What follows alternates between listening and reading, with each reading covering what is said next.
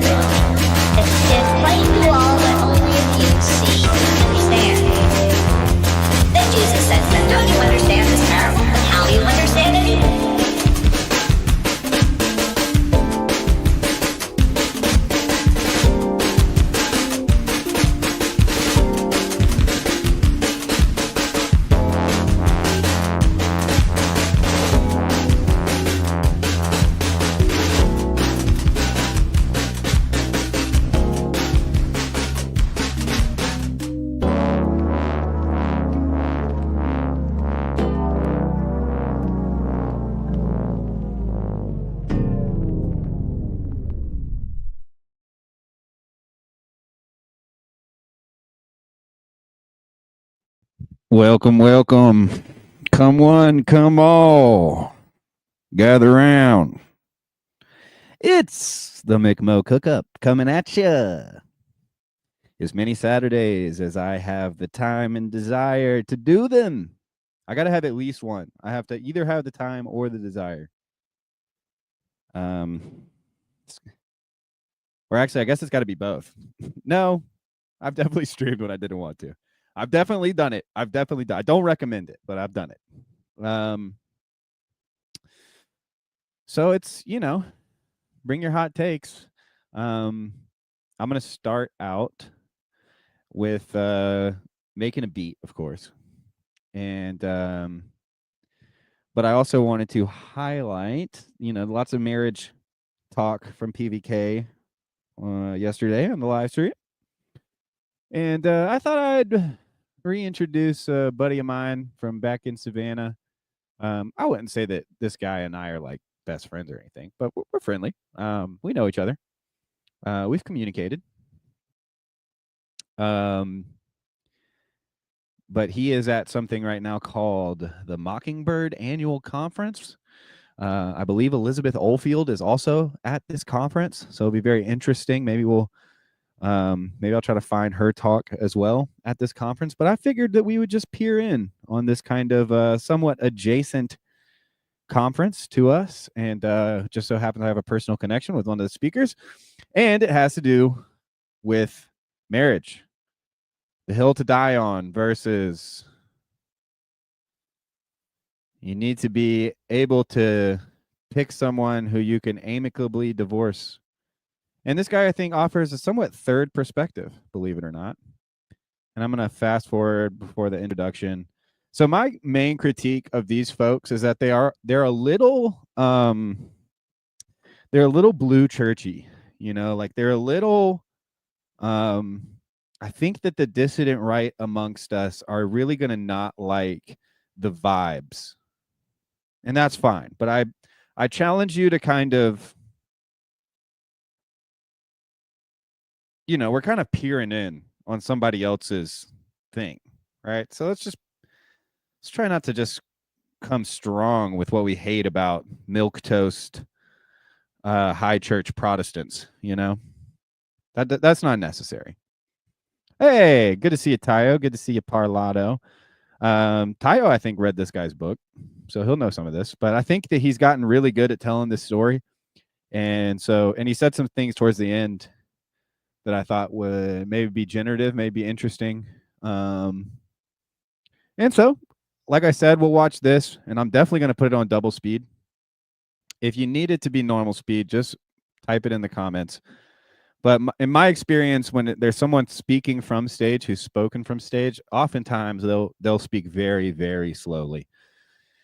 And this can be a habit to form that helps you be legible when there's a lot of echo or a lot of reverb.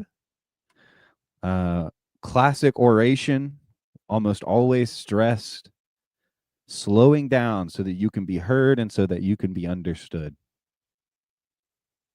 Now, I do not particularly practice speaking slowly.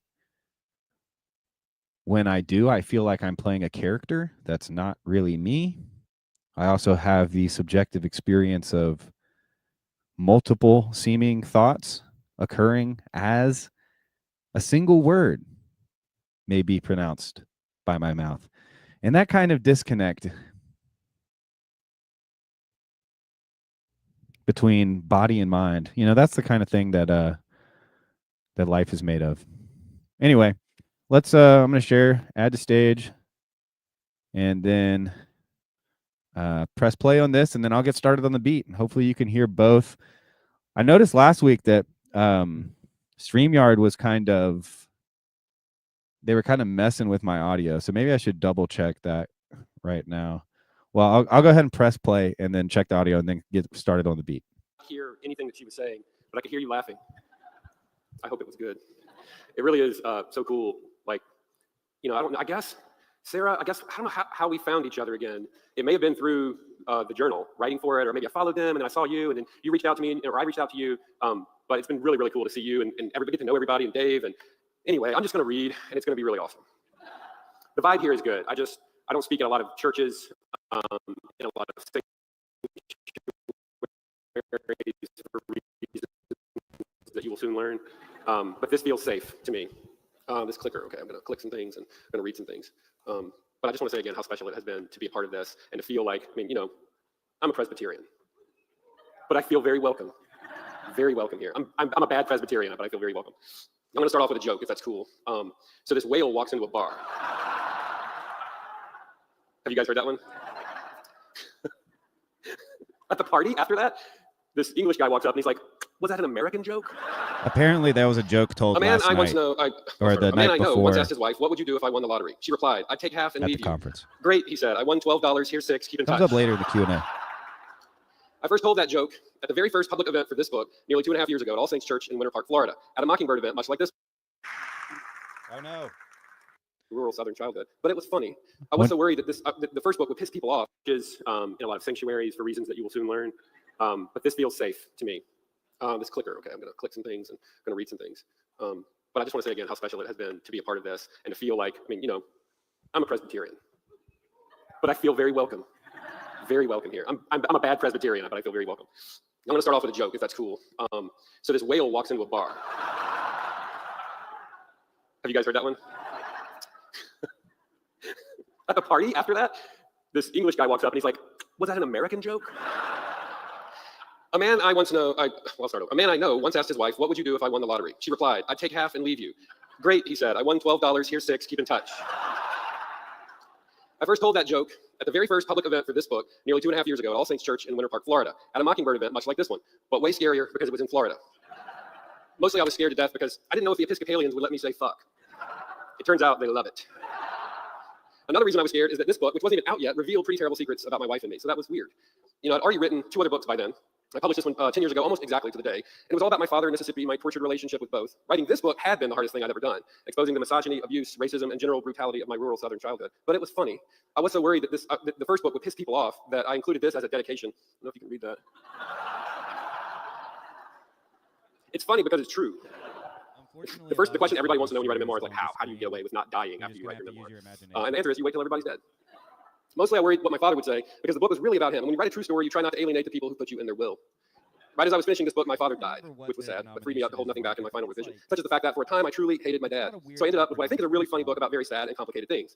It sold well. It won a major award nobody's ever heard of. I did no fewer than 1 trillion talks and book appearances. I was a slut for self-promotion, which is what I thought you were supposed to be. I got famous just barely. That experience, going on a national tour, having my name said aloud on NPR, having people buy me drinks at every bar I went to, it was hard. Drinking is hard work. Being adored is the worst. The attention did make me crazy. I had a nervous breakdown, almost got divorced, but we didn't. My fame waned, I became normal again. I had been to the literary mountaintop and loved the view and loved coming back down even more to the valley where you pay for your own drinks. The experience blew my mind, and in my experience, that's when you write a book, when your mind has been blown. So I wrote another book.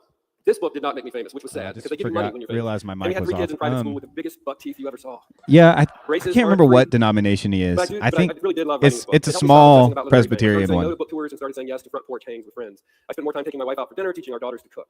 I invested more than ever in friendships and joined kickball league with some of my best friends. I was 42 years old and in the best shape of my life, as you can see here.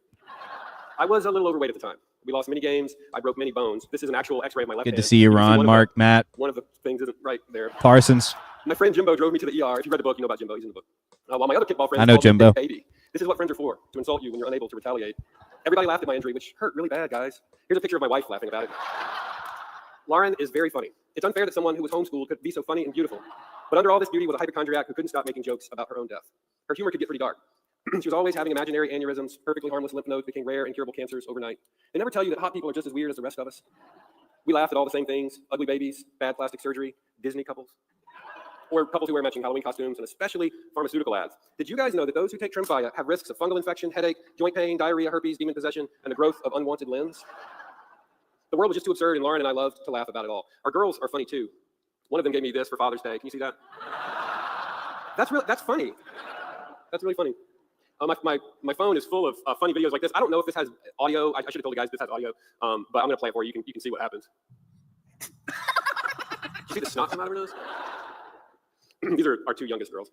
I felt like the luckiest man alive to have a family to laugh with. And pretty soon I felt like writing something new. I'm a writer. It's how we pay for things. But I didn't care so much to write about myself anymore. My first good book idea was a novel about a Bigfoot who plays college football. I don't know. It's a little silly. I couldn't escape the curse of wanting to write something literary, like something darker and heavier.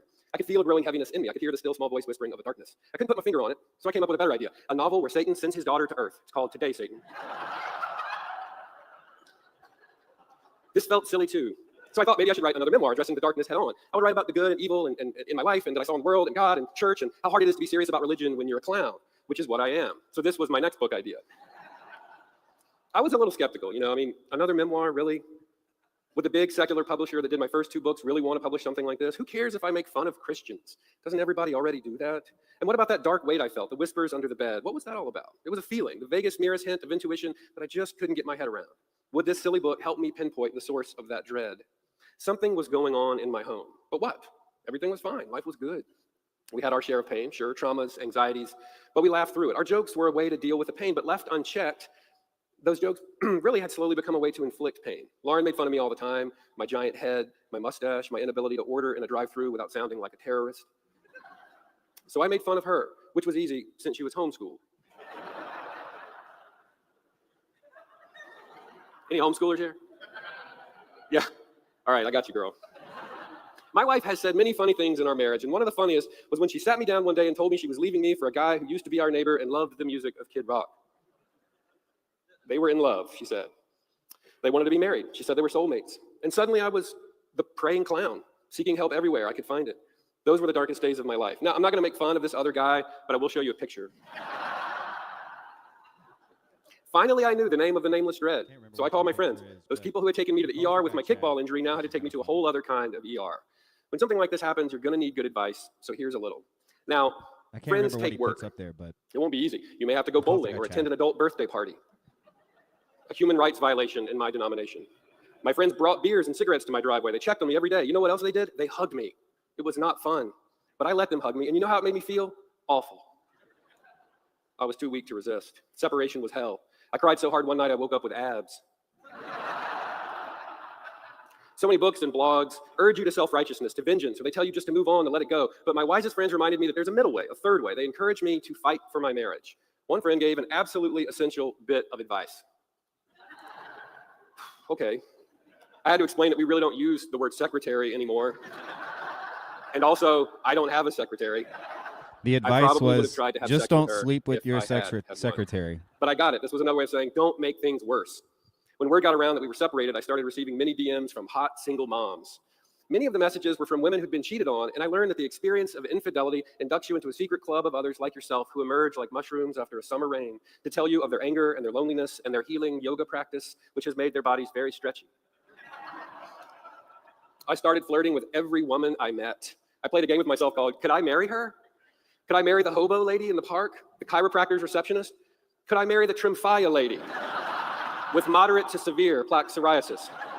She's kind of pretty, likes tank tops, has a good career, hasn't cheated on me, and might have psoriasis. But no. I was now a single father of 3 at home with 3 girls. I went to some pretty dark places I hadn't been to in a long time, like the grocery store. And did you know that kitchen floors have to be swept every day? And the hair. My daughters were young then and needed help with their hair. I don't know anything about hair. I haven't had hair since Bill Clinton was president.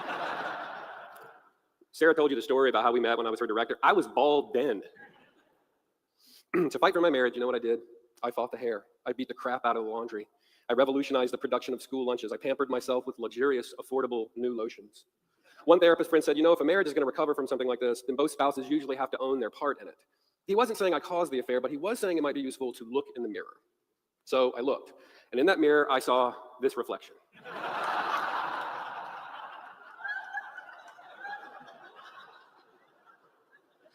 Actually, what I saw was a little more like this. I think it was one of these is a picture of Gollum. You've let yourself go, brother. Or this. I stared into that mirror and I made a list of all the ways I might have made my marriage not a very fun place to be. For example, I'm abrasive, if you can't tell. I brag. I'm pretty good at bragging, guys. Probably better than you. I say I care about people, but I don't remember names. I've met a lot of you. I don't remember any of your names, except Tom, the English guy who was confused about the joke that Dave told. I remember him. I lived next to an elderly woman for more than a decade, and I can tell you for a fact that her name is either Janet, Joy, Cheryl, or Brenda. I have the emotional intelligence of a potted succulent.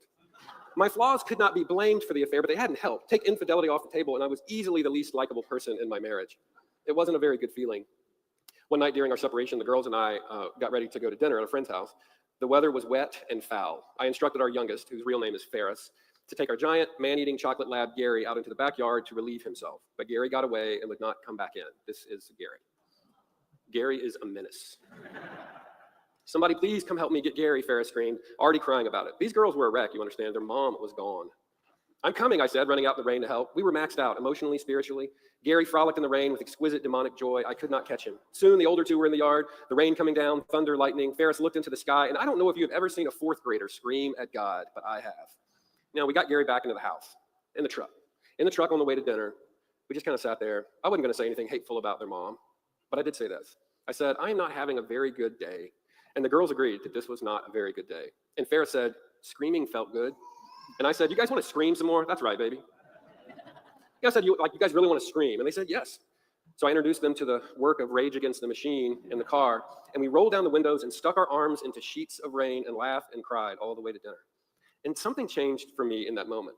I knew I couldn't save this thing. I couldn't drag my wife back. I couldn't even know what was going to happen tomorrow.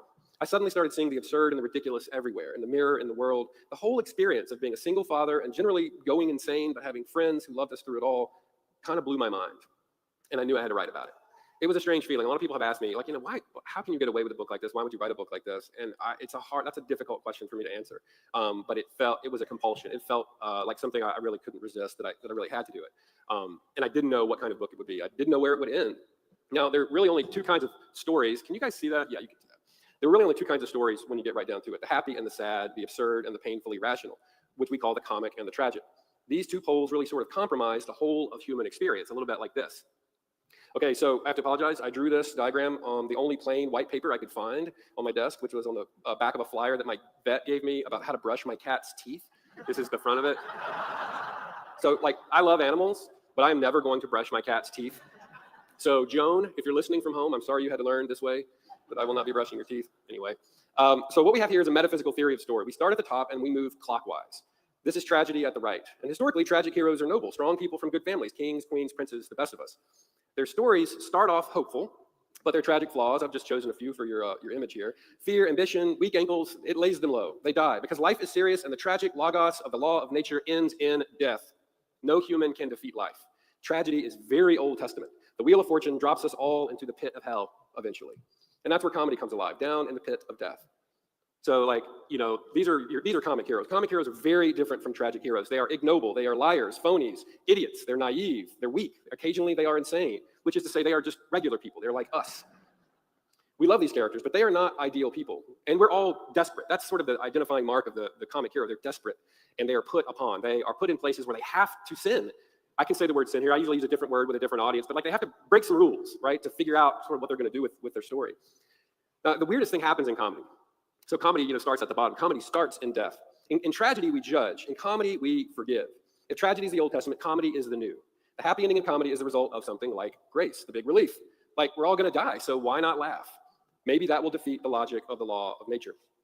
So maybe I could write a funny book about what was happening in my life. Maybe I could write it in a way that would also honor my wife and my rapidly disintegrating family. Somehow, it felt like a mystery. I didn't know how this thing would end.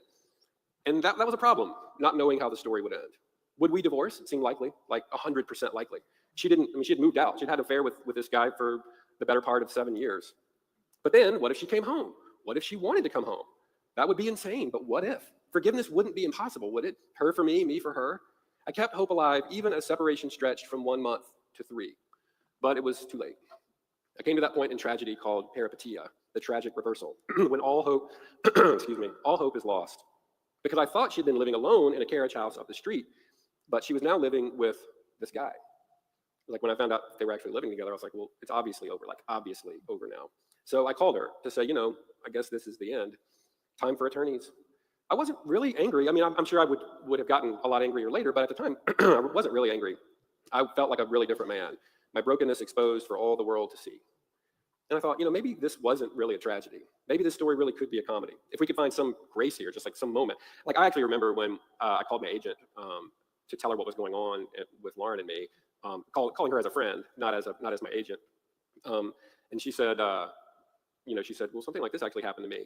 And we talked about it. And then I said, I think I may write a book. I don't really know what that means. And she was shocked. She goes, well, what if she comes home? I was like, then it'll have a happy ending.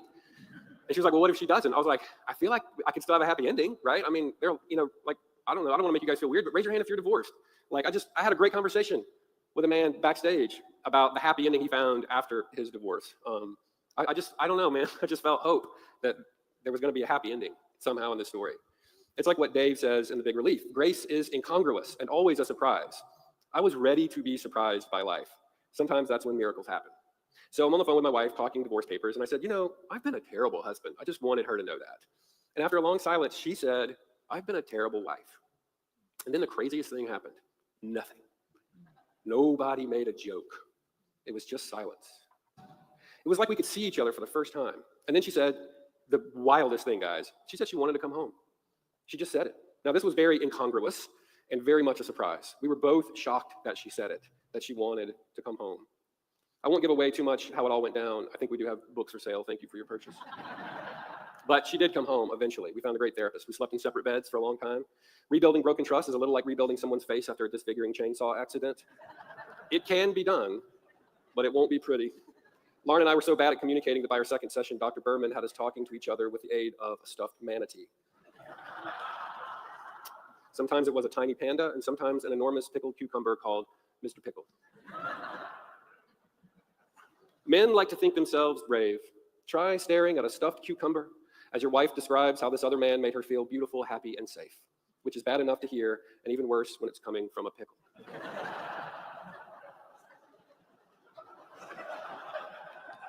And I thought, it's like I wanted to, I was like, I gotta tell this story. Like, it was so ridiculous. It felt like, it was tragedy and comedy sort of all wrapped up together. I mean, like, my wife is telling me things that would make me lose the rest of my hair. And she's like, with the pickle. Oh, he made me feel safe. And I'm like, give me the pickle. I asked if we could each have our own stuffed animals so they could talk. And he said we had to just use the one and we had to pass it back and forth. Those were dark days. I started to see that my story was kind of like this. It was tragedy and comedy. It was all of it, all together. And I had to figure out a way to weave it all together. I didn't really care what impact it would have on the world quite yet. When you're writing a book, you kind of have to put that aside for a while because who's going to read it anyway? I mean, it's just you and your laptop. Therapist Esther Perel reminds us that the brutal honesties made possible by an affair can actually strengthen a marriage. Some people, she writes, end up with the most honest relationships they've ever had. One study reports that, quote, couples who had an affair and who revealed this affair prior to or during therapy showed greater improvement than marriages who did not experience infidelity at all. That's wild, guys. You get what I'm saying? Did you hear that? Like, that is wild. Couples where there has been an affair and who talk about that and then go to therapy actually have greater improvement in their marriage than couples where there was no infidelity who were in therapy. Something about this fracturing of the facade of sort of who you are opens up the door for a lot of beauty to happen. And there was something beautiful and freeing about the worst parts of our story being wedded to the best parts. In therapy, I heard of so many of my wife's hurts, and I saw how this hurt made the affair seem a pretty reasonable option. And she heard my pain too, and she answered my every question. During the year after she came home, we had good days, bad days, strange and beautiful days, and I wrote about it all. Lauren would come outside as I wrote in the driveway, warming to the idea of the book, sitting on the tailgate to bum a smoke and tell her side, which was greatly therapeutic because then we'd talk about the scene in therapy with Mr. Pickle and leave with a new understanding and the need of additional therapy due to the pickle. When I finished the book, Lauren read the manuscript. Sadly, she did not hate it, which really pissed her off. So she decided to get back at me by writing her own story of the affair, which was even better than any of my chapters. So I got back at her by asking if I could put that in the book, and she got back at me by agreeing to do that. And then it came out, and here we are. We're still a little torn about it. Publishing a book like this is not fun. The world knowing how bad you are at being married is not fun. But we did it, and things at home are actually kind of awesome. It's been almost 5 years now since she came back, and we know more about each other than any book could hold. She was never my best friend before. She is now. This is my family. None of our change has come easy. We're different people, but we still laugh together. We still make fun of Disney couples and the Trimfaya lady. And we still make fun of each other too, not as much as we used to, which is nice. And when we do make fun, we don't get butt hurt so quickly. Because the essence of comedy, and this really may be the thing I have taken away from this whole experience. The essence of comedy is not the ability to make a joke. It is the ability to take one. If you can do that, you are a comedian. If you can take a joke. Hard hearts cannot take jokes, and our hearts were very hard for a very long time. Only soft hearts can laugh. In Proverbs, we read that all the days of the afflicted are evil, but he that is of a merry heart hath a continual feast. The days are so often evil, so keep your hearts merry. Look for the brokenness in the world and in yourselves, and try to laugh about it. Being a comic hero is so much more fun than being a tragic one. Some good friends of ours are separated right now. The husband asked me for advice the other day, so I gave him a homework assignment and told him to look in the mirror and write a list of all the ways he was a little bitch.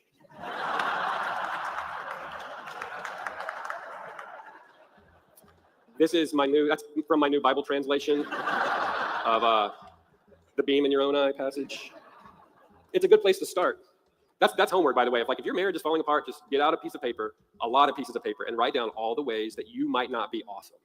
That is a great place to start. Lauren and I still have to forgive each other all the time, 70 times 7 to the 7th power times, which is this many times. We've needed so much forgiveness because when you start peeling the layers back on pain, you find a lot more pain. Lauren didn't just hurt me. She hurt Gollum too. I didn't just hurt her with my mockery and narcissism masquerading as ambition. I hurt my friends, and I hurt my children, and I hurt myself. I've never heard a wedding officiant explain the crucible of suffering that awaits every marriage. You won't hear a minister look at the couple and say, you will both grow extraordinarily comfortable with fantasies about your spouse being abducted by aliens and never returned. But this is what happens in every marriage. You will hate your spouse at some point, perhaps many points. Are you brave enough to admit that? Rome slaughtered Jesus, and that is what marriage will do. If it will slay you, crucify, and burn, and behead you, and everything you thought you knew about yourself. If it doesn't, you may not be doing it right. We do talk about our faith quite a lot in the book. Some people don't like that. It can sometimes feel insane to subject yourself to an ancient religion that dares you to live according to a collection of primitive writings featuring more murder and foreskin content than is advisable for young children. The central theme of its stories being that everyone should imitate the strange behaviors of a divine hayseed born in a Palestinian cowshed to an 8th grader who just woke up one day pregnant. But I actually believe the Christmas story really happened. I'm from Mississippi, and I've known many teenage mothers who are virgins. They're called Baptists. So yeah, I guess our story and our marriage do seem pretty conservative in a way, but our new marriage feels radically progressive. Sometimes I think fighting for your marriage is the most radical countercultural, countercultural move that you can make. The best thing about our new marriage is that my wife no longer has a boyfriend.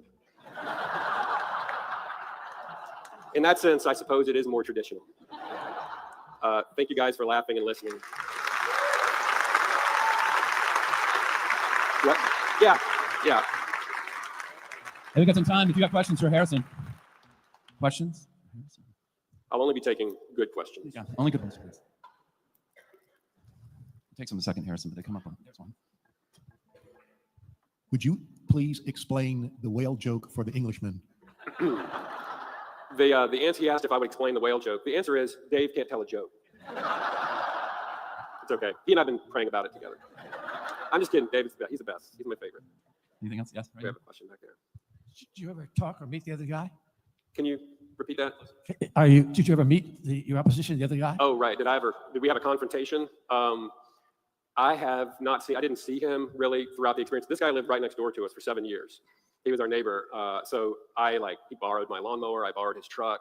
We cooked out together. His family babysat our girls. We babysat their son. He worked from home, and Lauren worked from home. And so it was like a work romance. They just happened to both work from home. That's the short version of that story. So I don't know if you guys heard me ask if Chad and I ever had a confrontation. I did call him. So if you read the book, you know the sort of dramatic story about how she got home from the carriage house. And after that, he didn't know where she was because he was gone when she moved out. And so I called him. Like he was sending emails to her and me, like, where are you? Where are you?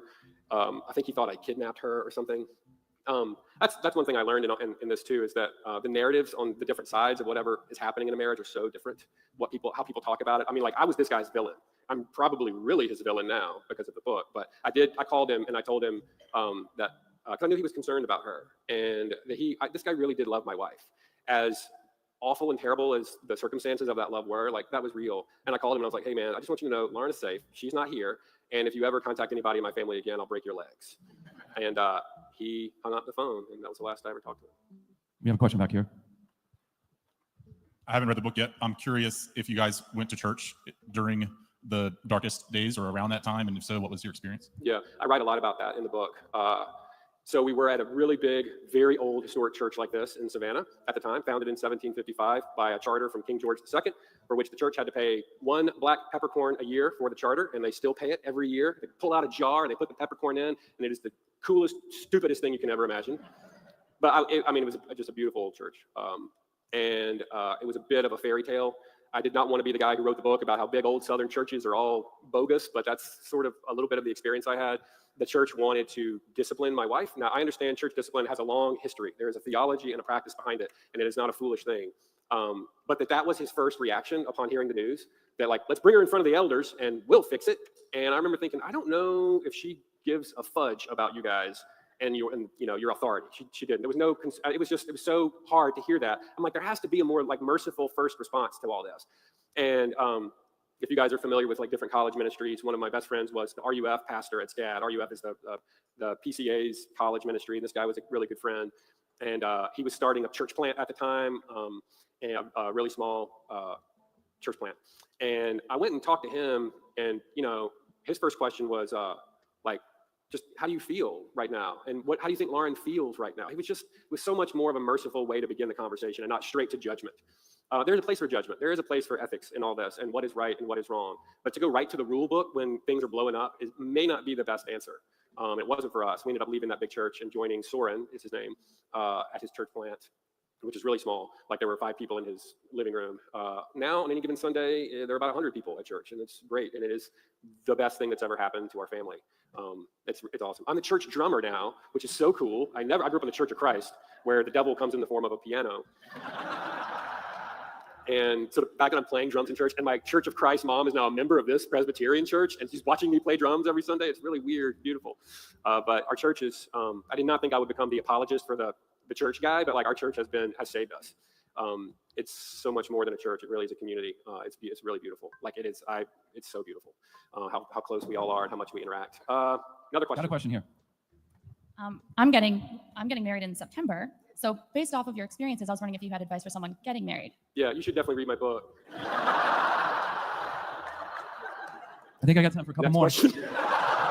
You should read the book together, and you need to be in like premarital counseling for sure. So you can figure out what the problems are going to be later, because you will have a lot of them. And it's better, like premarital counseling is like, going to like a premiere screening for a new TV show. There's going to be a lot better episodes later, but it's good to meet the characters. Okay, we got one here. Hi, we are actually here celebrating our 20 years of being married. Congratulations. And I haven't read the book, but I plan to. But my question is in regards to other people being injured by the separation, specifically your daughters. How did your wife go about repairing the relationship with her daughters, with y'all's daughters? Well, I would say that we both thought had this to was repair our pretty good. relationships with our daughters in different ways. I would say, at the risk of sounding like I'm good at something and bragging, I told you guys I was very good at bragging, but I think the best thing that Lauren and I have done together is parenting. The way our parenting complements each other so well, and she's so gifted. Like she is a guru at talking to a child, and I mean she's like the mom that the other moms call when the infant won't sleep. Like she is so good at all of it. She could start a freaking business. I've told her to like please write a book. Like we would sell 1 billion copies of any book she would write about parenting. So that helped. Now obviously you tell people that and they're like, oh yeah, she had an affair. She ain't too good of a parent, but like, okay, Mr. Judgy Pants. Like she's really good at it. You can be a really good parent and a terrible spouse. It is very possible. Most of you are one of those things. So that's a long answer, and there's a little bit of it in the book. But we did not. You want to engage your children, especially depending on the ages, in the sort of G-rated version of what's going on. You don't want to scare them. You don't want to make them feel like they have to be adults now. But you do want to let them know, like, hey, if you think things are weird, they are definitely weird, and here's why. And it's okay because we love you. So the first conversation we had about any of this with the girls was when we tried an in-home separation. I'm like, well, we eat dinner together. Like my family watches Wheel of Fortune and Jeopardy every night together, like it's 1986. And I'm like, and we weren't going to eat together if we were in-home separated, if you guys know what that means and what that looks like. So we sat them down. We're like, hey, so like we're in therapy. We're fighting right now. We're just not getting along. So we're trying this in-home separation. That's why I'm sleeping in my office, and Lauren is like, that's why I'm sleeping in the bedroom. So we had that conversation so that they knew something was happening. And they say, kids know, they always know, and they really do. Sometimes they don't, and they won't know much later, but they do know something's going on. And then when Lauren moved out, we knew we had to, obviously, like your mom's moving out. And so I told Lauren, I was like, you are driving this train. Like in this conversation with the girls, like I wanted her to explain it all. I felt like it would sound cruel or mean, or like I was kicking her out. I was not kicking her out. I volunteered. I was like, I will leave. But I told her, I feel like you should be the one who's left. You've already left in a way. And this is, just being honest with you guys, I'm like, this is my freaking house. I pay for this house, my family. I haven't had an affair. And I wasn't saying that in a judgmental way. I was just like, I'm not leaving. I think my wife thought I was going to leave. When she told me she wanted to get married to this other guy, I think she thought I would pack my bags. I have a ton of friends in Savannah. My mom lives down the street. I have a ton of places to go. I wasn't leaving. It was my house. This was my family. And I felt it was important for my wife to see me not leaving. Every man in my wife's life had left her, including her own father. And I wasn't trying to be spiritually amazing. I just said, I'm not leaving. And so she moved out. We had a very difficult conversation with our girls about it. That was the worst. That was kind of a nightmare. And that happened right before the story about the dog. Like that was really awful. And if I can be a little vulnerable with you guys, like I felt it was important for my wife to see that. That sounds kind of harsh, but I felt it was important for her to see what it was doing. And the girls flipped out and cried, and then she moved out, and she had time with them. She would pick them up, and they would spend the night at the carriage house and do that kind of thing. And then when she came home, we had to have another conversation. Now they were happy that their mom was home, right? Like mama's home. Like most of you guys love your mamas. When mama comes home, it's a good thing. When my wife leaves, the girls are always like, "When's mama coming home?" So when she came home, it was amazing. But we had to sit down, and Lauren said, "Do you remember Chad?" Well, we had an inappropriate relationship, and that's why I had to move out, and we're in therapy now. And obviously, it was a very fragile time for the girls. When the book came out, I said, "Hey, girls, I've written about this. That's not a surprise to my family that I write about my life." I was like, "I'm going to post about it." And Lauren's like, "When you see the post, the dad post, and you click on it, and you go to Amazon, you're going to see the words infidelity. You're going to see the words adultery. Here's what that means." I mean, we had to talk about that. And I was like, "I'm telling you because I'm going to do a reading, and some of your friends' parents are going to be there, and your friends might then message you about what happened." So I needed my kids to have a way to process that without frightening them too much. Is that it? Yeah, thank you, Harrison. Thank you guys so much. Harrison, we'll be signing.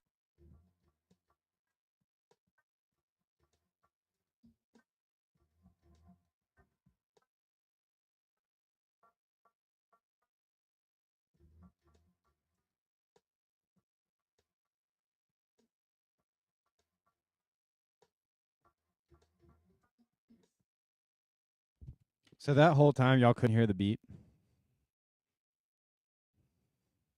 Let's see if we can find Elizabeth Oldfield. That does not look like her. That does not look like. That's not good advice. I'm sure that that is completely out of context, but.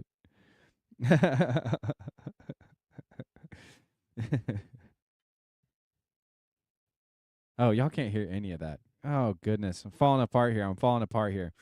All right, I'm gonna drop the chat or drop the link.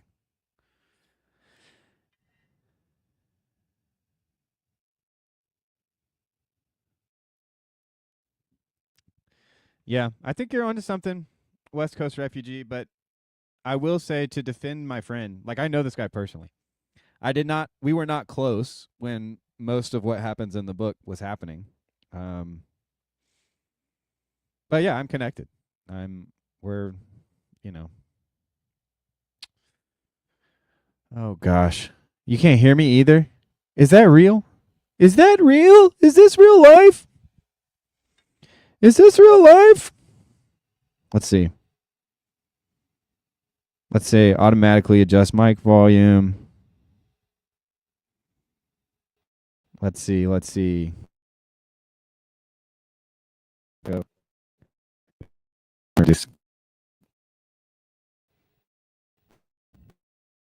Okay. You guys are freaking me out a little bit. But y'all can't hear the beat. Seriously? You really can't hear the beat? Can you hear the beat now?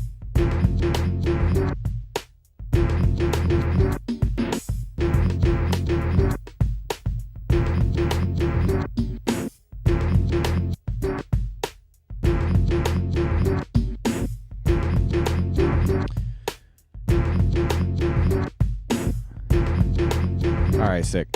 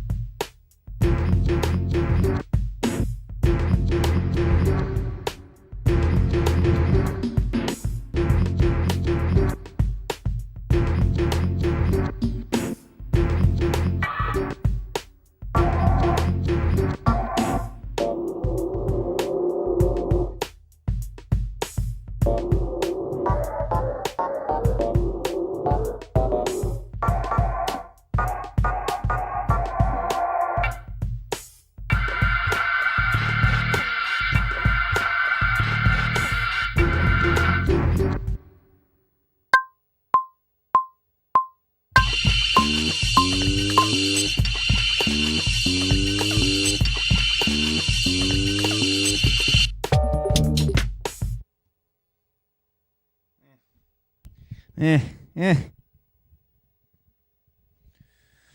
Sometimes maybe good, sometimes maybe not so good.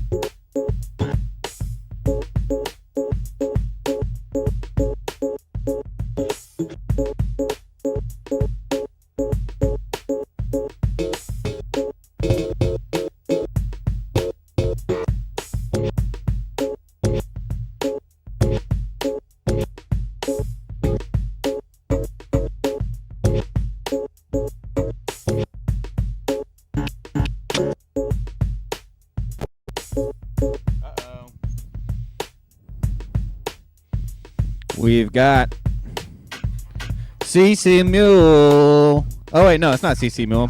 I misread that. It's Chris. What's up, Chris? Yeah. Hello. Yeah. Can you hear me? Yes, sir. You're live on the internet, baby. No, it's just that it seems that on my end it's really low for some reason. Let me check the setting. Anyway, I just wanted to pop in quick. I don't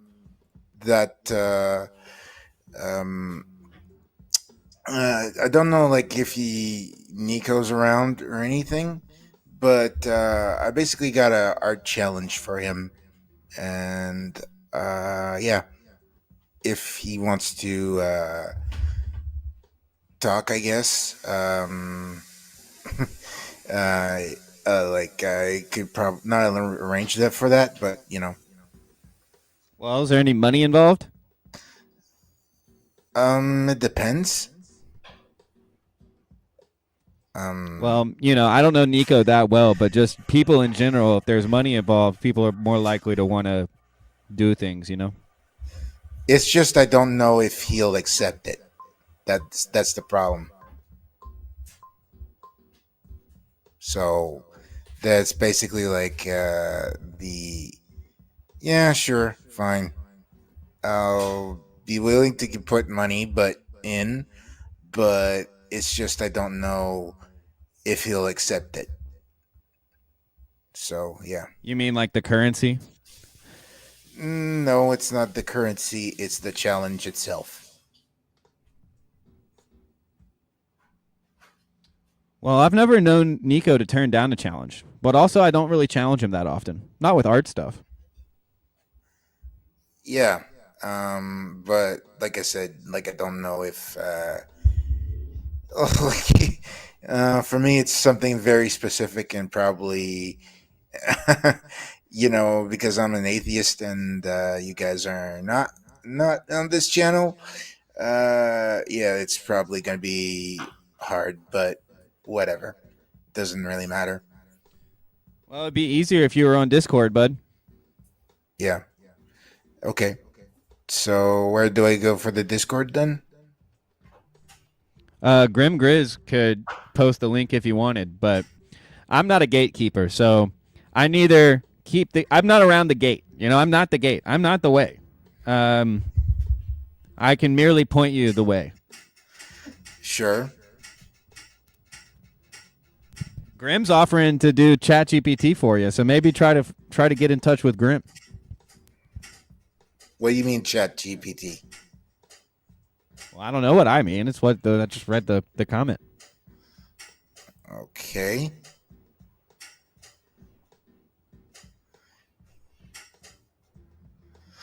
Huh. All right. Well, do you want to tell us what it is, or is it not fit for, family TV? Oh no, it's not. It's not. It's not a not safe for work thing. It's actually safe for work. It's just I'm not sure if Nico would be happy about doing that. But okay, here it goes. Um, the first thing, the first art challenge would be to paint a world that is from a naturalist point of view, like without God.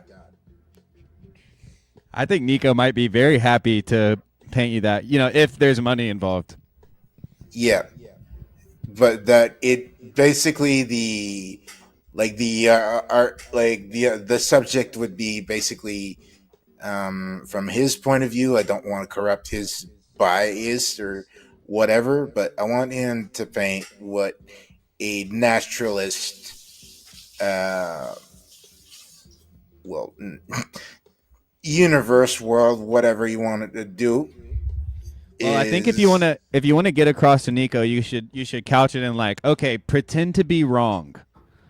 Like that was, hey, he's in the hive mind. I think he wants to let ChatGPT handle it. He has turned down your challenge, Chris. You'll have to go elsewhere, but you do have the lifeline of using Grim, the ChatGPT. Can you maybe, if somebody wants to go back and maybe put into words what you said again? I said naturalist. Naturalist or materialist? What's the difference, Nico? What's the difference? The naturalist is basically just a more of a it's hard to explain. It's just that the thing that is more like materialist is just that we're just matter, essentially. Wait. Is a naturalist just a nudist with one extra letter? I think so. Dang. But anyway, yeah. And the second one is to paint. The second challenge is to Challenge number 2. Challenge number 2 is to paint a basically the same principle, but by using another like you cannot use the Abrahamic religions. Sorry, you can't use the Abrahamic religion standpoint. You basically have to go to other religions, even philosophy. Yeah. Well, then we're going to have to challenge you back. You're going to have to write a poem after you read the whole Old Testament. You can't just be sending us on these missions to try to think like you. You gotta think like us too. We can trade, but I'm not gonna go do all the dirty work for you. I'm willing to trade. All right. Well, then that you might get some takers. I'm gonna try to be your hype man. Can somebody come with a challenge worthy of Chris on a side quest? Yep. Here we go. We're making. Yeah. We got to figure out the side quest. Like I said, one is through basically like the eyes of a naturalist or whatever you want to, like a world that is created but without the involvement of God.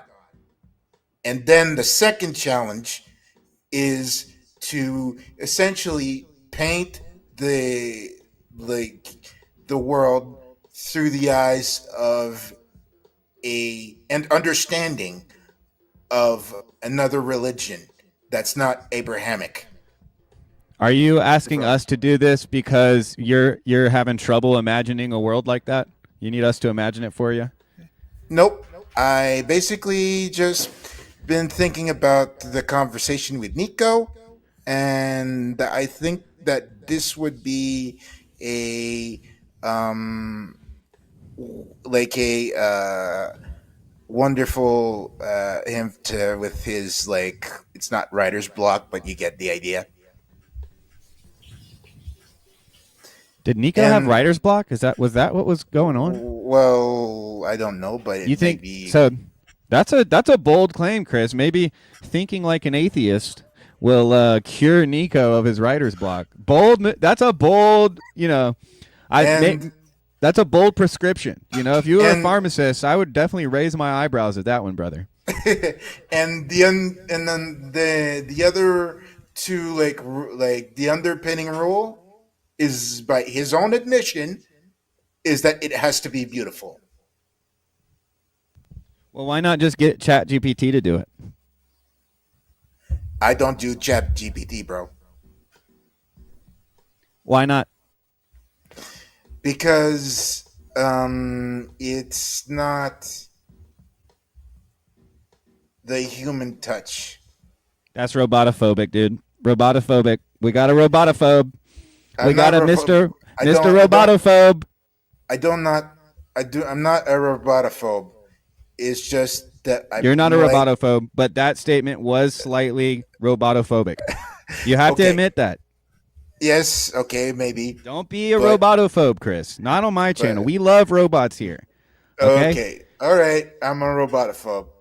Cry me a river. We don't need to cancel him, Hive Mind. John, relax. This is not a cancel space. We just got to speak truth to power sometimes. And we're not, But the thing is that I like to understand people. As I've told you, when we first met, that's what I'm basically all about. And that is what, I like to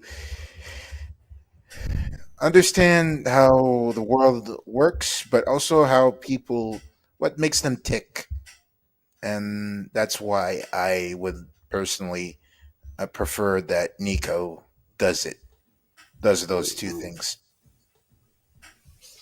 Well, And in return, hate to interrupt, but we do have a new guest. Welcome, Mr. Stankenstein. Matt, how are you, sir? Let me remove this bubble. I'm doing great. I left the sunglasses on the forehead because I didn't want to interrupt Chris's flow, but I'll wait my turn. Oh, well, bad host award goes to McMo. Oh, all right. All right. Chris, sorry to interrupt. Did you want to finish what you were saying, and then we'll let Matt speak? No, but I'm pretty much done. But yeah, but it's just like I said, I prefer to understand people and see what makes them tick.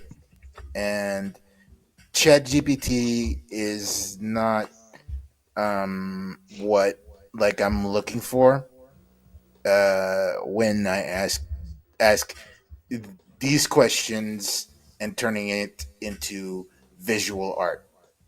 So yeah, I prefer that a person would do it. So yeah, sorry. All right. Anyway, I'm done. So that's the floor is on you, Nico.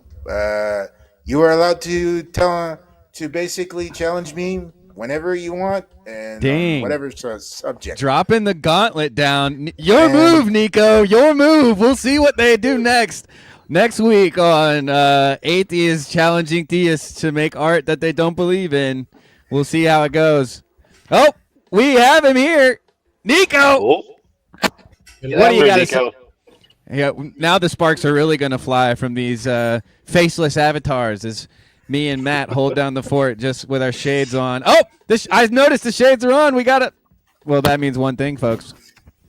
Well, I There he got glasses, is. but they're prescription. Anyway, Prescription.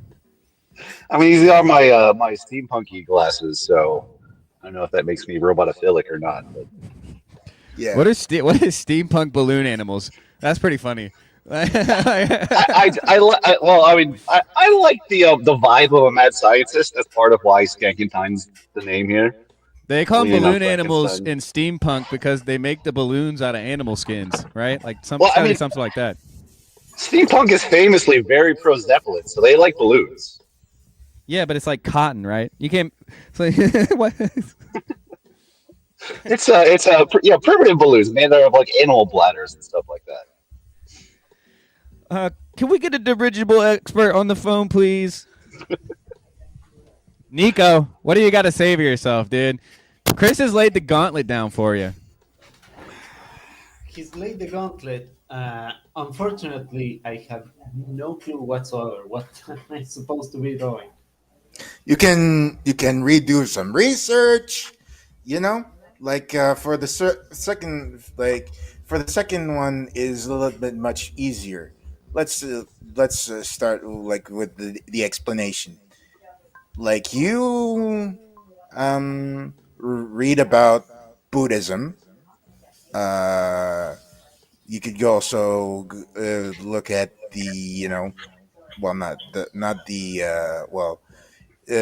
text in Hinduism, and even in the philosophy department, existentialism is one of those parts, and you figure out in your mind what what's the artistic representation, and by your own admission, it has to be beautiful.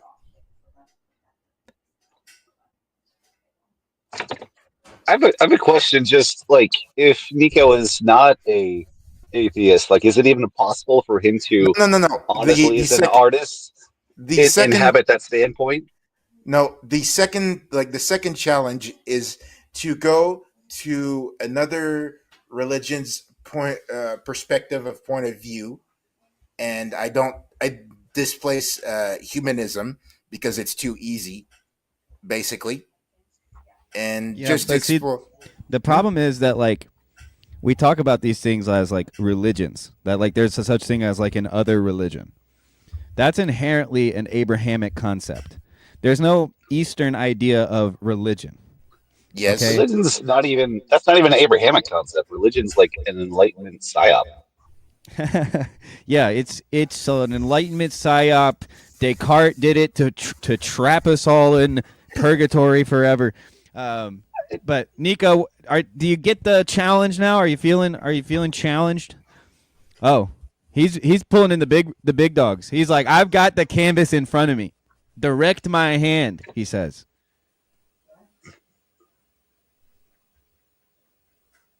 And that is?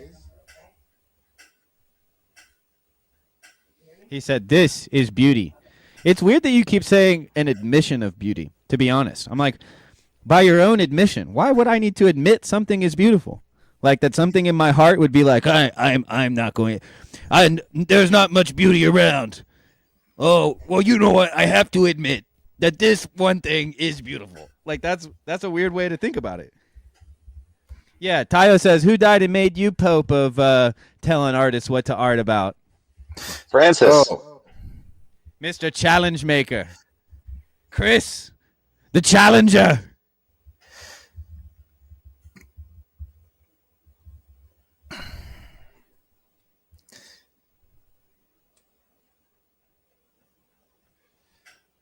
Matt, do you have any art challenges for any individuals out there? You want to call out anybody and challenge them to create something?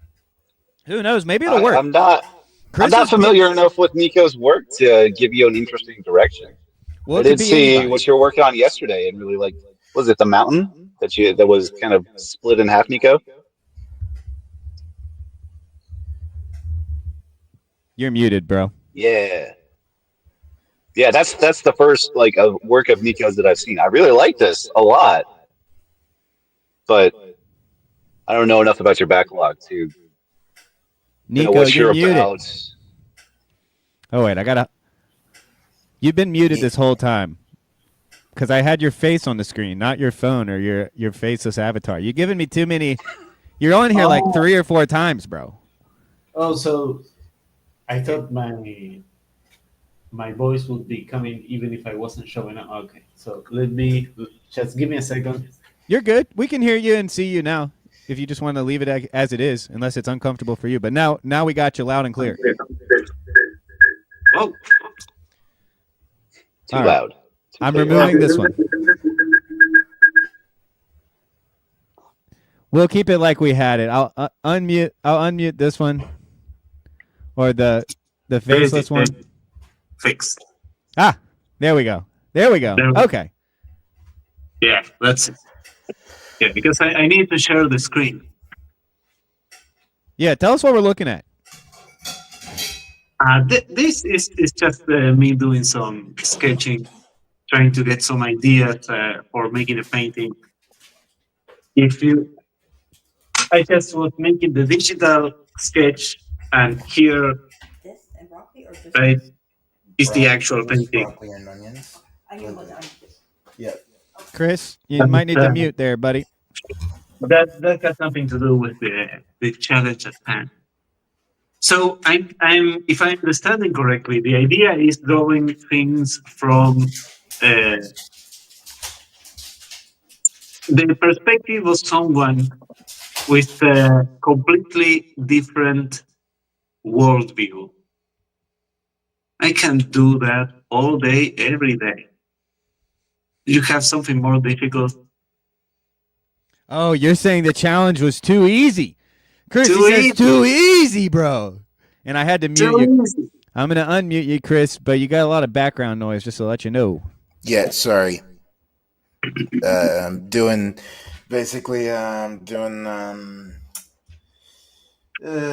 laundry day plus cooking, and yeah. So anyway, so Glad we made it on the list of important things you had to attend to today. We're right up there with laundry and dishes. That's pretty sick, dude. yeah.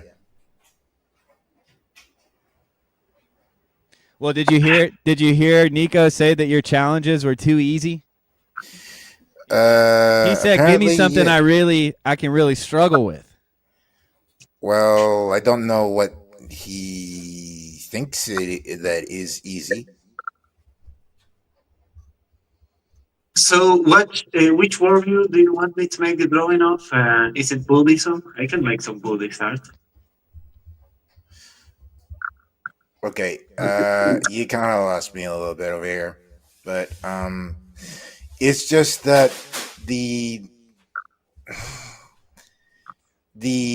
point of view from another religion would be best, and that you do some research first and trying to understand that philosophy or whatever you want label you want to put it, and do that. I just got to applaud. Chris is trailblazing today. Never have I ever seen someone come on a stream to give someone very specifically a homework assignment.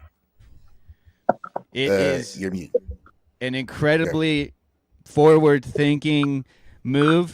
You know, it might be a swing and a miss because Nico's saying too easy. It's too easy. And he's not going to do the research because he doesn't need to do that. He's already researched these other religions. He's got one he likes. Okay?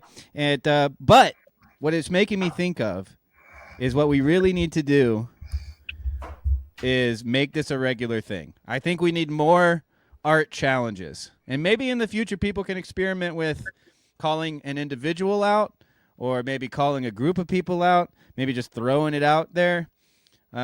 Nico looks like he's getting to work here. All black, darkness. Is that Buddhism? How did you know?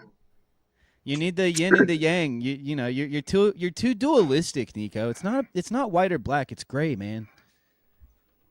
It's not completely gray. It's not completely black. It's just not too dark black. That might be the most liberal. That might be the most liberal thing I've ever heard you say, Nico. Let me see. I'm trying to think of an art challenge now. I'm such a narcissist. The only thing that's coming to mind is like, write a poem about how great I am. I challenge anyone out there to write a poem about how great I am. That's my art challenge to you, you know? Well, the problem is I don't know you, so that's the problem. Well, you don't need to know me to tell me how great I am. In poetry form. You know, don't give me any lame excuses. But to be quite honest, I think is that I have to basically go to the backlog of and just search your personality. So I don't mind. It might take a while, but I'm willing. Luke called me McMay. I don't know what that means. Typo Gender bending. or subtle jab? I think he's gender bending you. Ooh, that's unacceptable. Oh, is that does it go against the absurdist dogma? All right, here we go. We finally have a hot take, folks. Been waiting for a hot take all day. Tayo says, we're giving these atheists too much power around here. Hot take.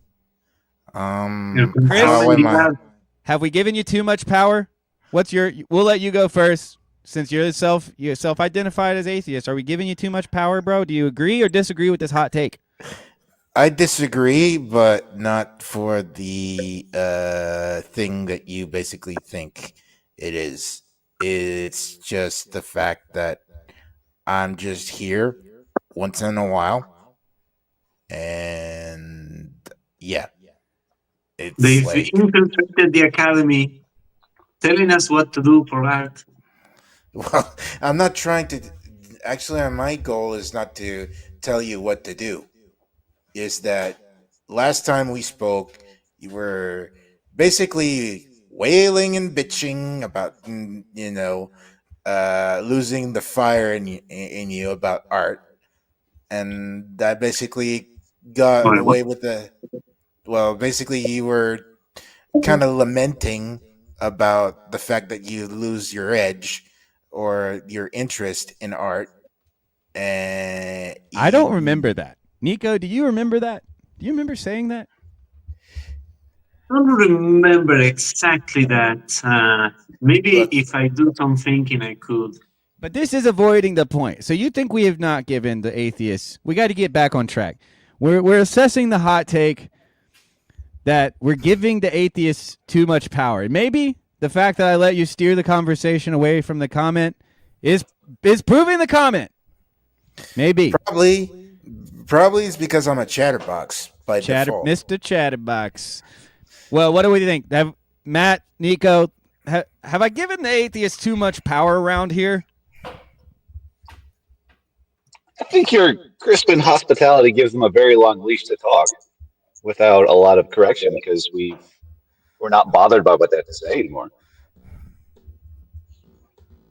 Well, I think that's virgining on a compliment. I won't boot you this time, but just so you guys know out there, it's not true. When the atheists start talking, I just start working on my beat and totally ignore what they have to say so that it doesn't corrupt me.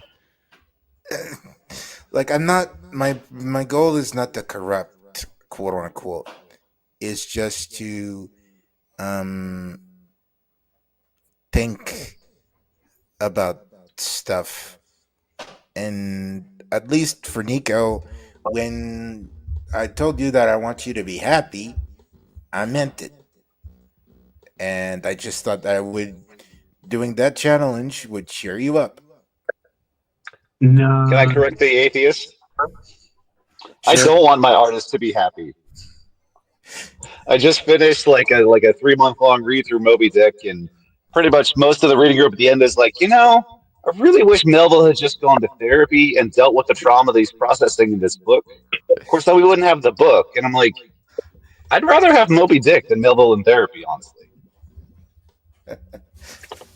But anyhow, that's just me. That you'd have to ask Herman Melville's wife. Oh, wait. Yeah. So if anybody wants to who's been sorry, Chris, I didn't mean to interrupt that time, but do you know who's been conspicuously quiet about the have I been giving See, I think Ty is specifically trying to correct me in particular. I think he's telling me that I'm losing control of my streams because atheists keep coming in and diverging the conversation with their smooth, forked tongues. But I've noticed Nico, the only guy on stream that looks like a vampire, has been eerily silent on the question of atheists. What do you say, sir? On the question of the atheists or the question of atheism? Do you feel the need to call me out? Have I given the atheists too much power? I think it's actually the opposite. It's all a big ploy. Don't think I don't realize what you're doing. Don't think I don't realize that you're secretly using Chris to run the stream time with minimal effort. I know what's going on. I don't even know what that means. Sit back and stream on the efforts of others while you drink a cool drink or something. That's not true at all. No. That can't be true because it just can't be, you know?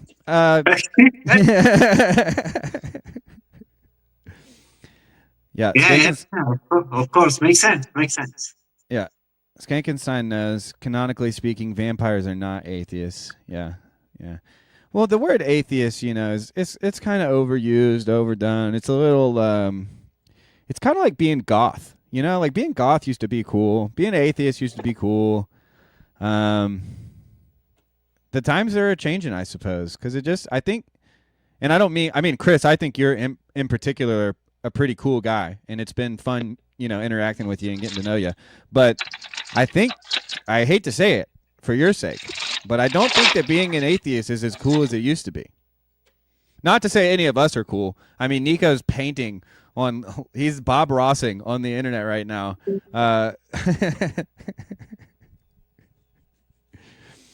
Unbelievable accidents. Matt makes balloon animals, and that's not a roast. That's actually praise. It's a good time. It's cringe now, John A. says. I don't think that's a hot take, though. I think that's a pretty lukewarm take at this point. For me, that atheism isn't cool anymore. Yon God says, I heard of this new religion called techno-puritanism, and it sounds fun. I think it's the opposite of fun. Yeah, I'm saying it's cringe now. That's basically what I'm saying. Yeah. Unfortunately. Hot take. Atheism is a monotheistic conspiracy theory. And Phlebas bringing us back on course. Marriage. Before we got distracted by our beloved Chris's challenge to Nico about the art, which, to be fair, Phlebas, when the floor was open to talk about marriage, nobody came in. It wasn't until Chris dropped his I wish I knew French, because I feel like there'd be like a word like challenge artistique or something, and it would be cool in French. Hey, Paul Rene, good to see you, brother. Making his yearly appearance in the corner on a PVK live stream and basically saying that the poly crisis is among us. Everything sucks and nobody can get along with anybody and there's no future. Very Ecclesiastes, like vanity of vanities, says the King of Wisdom. But anyway, proceed.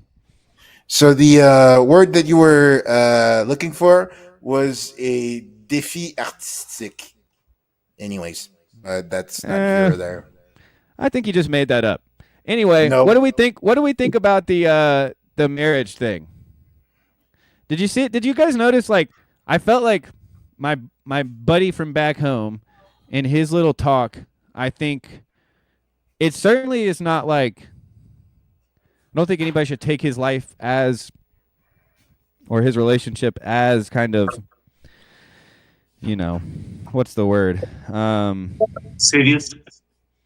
No, I do think you should take it serious. I don't mean to. I mean to say that it's not like. It's not the icon, or it's not like emblematic of what,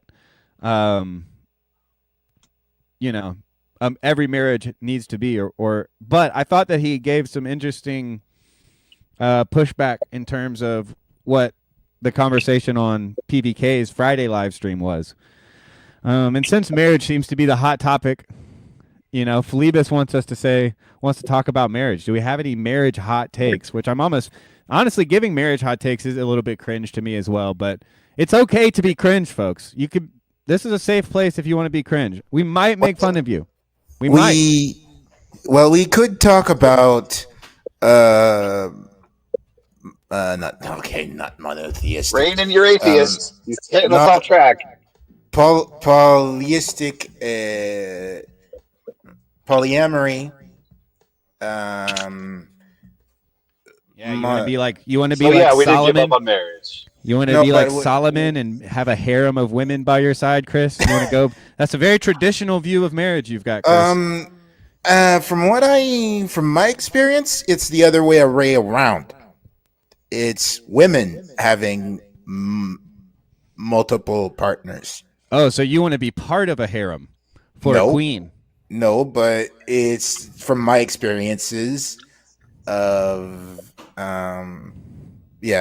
from a polyamorous relationship. It's but mostly the women that have multiple men, or one or two.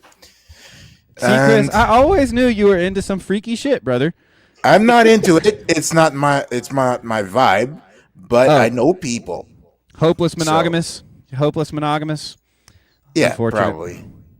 And also, there's also another question. What about being transamorous? I have no clue what that means, and I don't even want to think about it. What is interesting to me, though, is... Oh, shoot, am I going to lose it? Transamorous, transamorous, just the mention of it, just threw such a stick in my mental bicycle that I am now completely thrown off. But yeah, no, my general take is that I know plenty of people who are polyamorous as well. None of them seem to be particularly stoked about the situation, and it lacks a lot of the permanence that traditional relationships do. And I tend to think that people get the number of spouses they deserve. And, that's just kind of what makes sense to me. Transamorous, yeah, I don't know if that has to do with a car's engine. I'm not sure what. I don't think I want to know. Maybe I'll being attracted to basically transgendered people. You and I can make a difference in our children's future. Overpopulation is linked to pollution, overcrowding, health problems, and poor living conditions. Too many children can mean economic and emotional hardship. Our population is growing at an alarming rate. In the next 30 seconds, 90 more people will fill the earth. We need to make a change. Planning our families can make a difference. Think about how many children you want to love and support. Respect friends in their decision to have 0, 1, or 2 kids. Adoption is another option. Let's make this a cleaner, healthier world for our kids. Please think about how many children you want to bring into this world.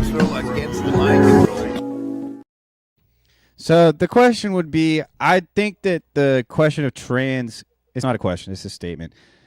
I don't think that the trans question, if it is a question for you, isn't one that's actually connected to marriage in any way. I do know a few married trans people, and that obviously affects their marriage, but it's not really something that I'm interested in discussing at the moment. But Nico, you're single. Matt, are you single as well? Yeah, that's right. What did you guys make of PVK? The basically the like Gen X boomers. Did you agree? Did you disagree? I don't remember seeing y'all in the hive mind, but I also was like not paying that close attention. So what did you guys see yesterday that you agreed with, that you disagreed? What were your takes? For the PPK thing, I was half working and half just puttering on the hive mind, so I didn't actually pay much attention to the audio portion of the program. I do have comments about the video that you posted here. But if Nico's got something, Even better. Even better. Because that guy, triggered me pretty hard in a lot of ways. And I think the video you played, and honestly, I think the speeding up of his audio didn't do him any favors because it really wrecks with whatever comedic timing he had. That's true. So it's weird for me. I guess because I know him, I'm like used to his comedic thing, and I was just trying to get through the content and let you guys hear the story. Yeah, I guess I probably should have done my homie a solid and let him have his slow comedic timing. But he is pretty funny. I think that it's one of those weird things too, though, where he like that talk is mostly given in front of people who are like book nerds, you know, and so it's kind of your audience in a lot of ways. Like that was a very like he's given that talk like multiple times. Like he's actually honed it over the years or whatever. And so in a way, it's like it's like the TED Talk version of it, you know? Yeah, it felt at least at that speed extremely like church jokey. Yeah, well, they're in a church, you know, and it's blue church. Like I will say, he's a lot cooler at a bar. But yeah, like I think I would expect a lot of people to kind of cringe at the like blue churchiness, the like winsomeness, the kind of like inherent cuckishness of it. But I just think he does a really good job of like dancing on that line of just completely heartbreaking and also like, you know, this is just kind of life and it's the truth and, you know, it is what it is. I write books about myself because I have, you know, certain deficits. And so, yeah, when this thing happens, it just kind of needs to get out too. But yeah, my frustration with his talk is sort of like his conclusions. And I think, like, is he consider himself more a comedian than anything else? Does he do like stand up and stuff like that, or just no? Humorous writer? His day job is he's like a dean of a college, an art school. Okay. But he teaches comedic writing. But yeah, like he's like very, like he was on NPR. He talked about like it's very kind of just like bow tie conservative type of thing. And he's also very Southern. Like he gets written up in the like Southern lifestyle magazines. And so there's a weird, like a lot of his thing is like, yeah, he's a funny writer. And he wrote like a blog for a long time that a lot of people in the South really loved. And it's always been kind of like humor writing. But yeah, he's really funny in real life. But when he's given the kind of speeches, it's very like, yeah, I don't know. Even for comedy, I feel like he was more of a like improv kid than a stand-up guy. But I can't remember if he writes about it. Like I have a vague memory that he actually was. Like it's funny. I know him in real life, and I learned more about him through reading his books than just like hanging out. You know, like he's pretty. Yeah, I get that. Yeah, it's weird because like he comes across as a normal but weird kind of nerd in real life. Very funny, and kind of like a. I don't know. It's just, you know, it's just liberal. It's just like NPR coded. But so I get what you're saying. His conclusions, though, I don't know. I can see why he got there, but my critiques of his conclusions would be that he kind of, like he wants to say something about marriage because of his marriage, and that's like open to do, you know, like it's kind of like that's, you know. That's your perspective, man. So, like, yeah, I have probably slight disagreements with how he views marriage, too. But, yeah, like, I don't know. I think he thinks in things as, like, good stories and, like, the technical. Like, he's just a writer. Like, he's a writer's writer kind of a thing. So, yeah. I recommend the read. Yeah. Good audiobook, too. Okay, good. Because there's too many books on my bookshelf already. But my big frustration with him is also kind of my frustration with most comedy, is that most of their observations are about revealing the fact that, I know, the reality underneath our ideals is a lot messier to the point of seeming untrue. Therefore, if we're to live honest lives, we should get rid of all of our ideals altogether. Yeah.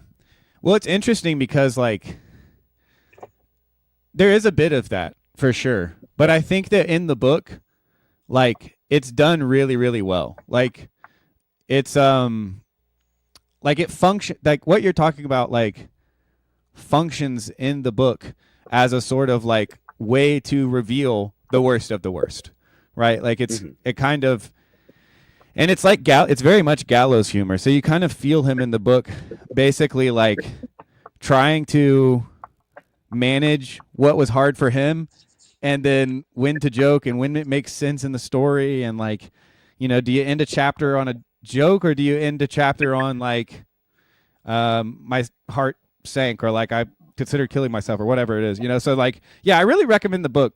But it was just interesting. I brought it up because I saw that what's her face, Elizabeth Oldfield, the one who's going to be at Midwestuary, she was also at that conference. So I haven't seen her talk yet, but Is that the Mockingbird that with the Zolls, like Simeon and David and those guys? Yep, that's them. It's one of my. It used to be one of my like favorite sources of content back in the day. I kind of stopped listening and around the pandemic. I think like there was something about I don't know. I can't exactly remember why I stopped listening other than I started listening to more YouTube and less podcasts. And until recently, they didn't have most of their stuff on YouTube. Nico, did you have any thoughts before we completely move on? Did you have any thoughts on PBK? I heard of the PBK stream. Yeah, either one. Nothing to see here. Move along. Nothing to see. Really? Nothing helpful, nothing interesting for the young solo dolo out there. Well, there are two things here. First of all, it's the old putting a wrench in the works. More than helping, it's makes it more difficult. And there is another thing that, I've noticed there is a difference between the kind of like over there Protestant world and the over here Catholic world. There seems to be a bit of that, Amish, we're doing our own thing here. Meanwhile, over here, it's more of a completely integrated into normie world. So maybe there is some context that I'm missing because I'm from so far away. But as so far as there is something in common between where I live and over there, then it's rather than helping, it's making things harder.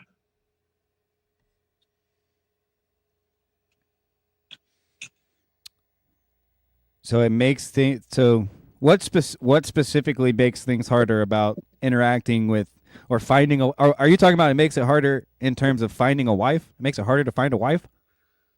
Yeah. Yeah. Basically.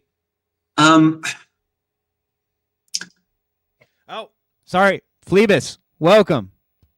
Sorry I missed you there, brother. You're on. Hey, McMo. How you doing? Pretty good. How are you? How's everyone? I'm feeling good today, man. I'm enjoying streaming today. It's been great. Right on. I think my big issue with the stream was basically the whole framing. It felt like the whole thing was framed with a cost-benefit analysis, which seemed very anti-Christian to me. I don't know if it struck you that way. It made it very hopeless. Like when you're talking about the Christian life and you're talking about sacrificial love and the way Christ's love for the church is portrayed in the Bible, it's absurd, right? And your friend, now I only listened to what you posted, so I'm curious what his motivations were. But there's nobody would have told that guy, oh yeah, this totally makes sense. Yeah, we've penciled it out, and you should definitely live next to your cheating wife. But as a Christian, maybe he took very seriously the idea that what God has brought together, no one should separate. And that was a way better story than kind of the doomer stream yesterday about how marriage is in so much trouble. I don't know. What was his motivations? Was he just hopelessly in love? I don't want to use the bad word. But, or did he have basically a high view of God brought us together, we're still married, divorce is serious? Maybe Tayo could answer too. He read the book, I guess. So yeah, what do you think, Tayo? Yes, Welcome, by the way. Yo. Yeah, Phlebas, it's definitely the former, the latter, the good one. It's taken seriously the commitment made on the wedding day in front of people and in front of God, importantly. And the book is very good, very frustrating. I got pissed off, I laughed, I cried, which is a good sign. So I would recommend it. And I do agree with you. I did not watch the old people talking about marriage stream. I watched Kel Zeldin and Grim Grizz instead. But the book is a far more challenging and beautiful in a Christian absurdist sort of way interpretation of marriage. Yeah, even in the stream, PVK was talking about it, but there's no way to do the math on, is it better to separate? Is it worse? Like, I understand there's reasons to separate, but, there's also reasons it's gotten harder. Societally, it has gotten harder. There's no outside pressure that is like a current carrying you along with expectations and whatnot. But if you're going to have a Christian marriage, you got to expect it's not going to be easy. I don't know.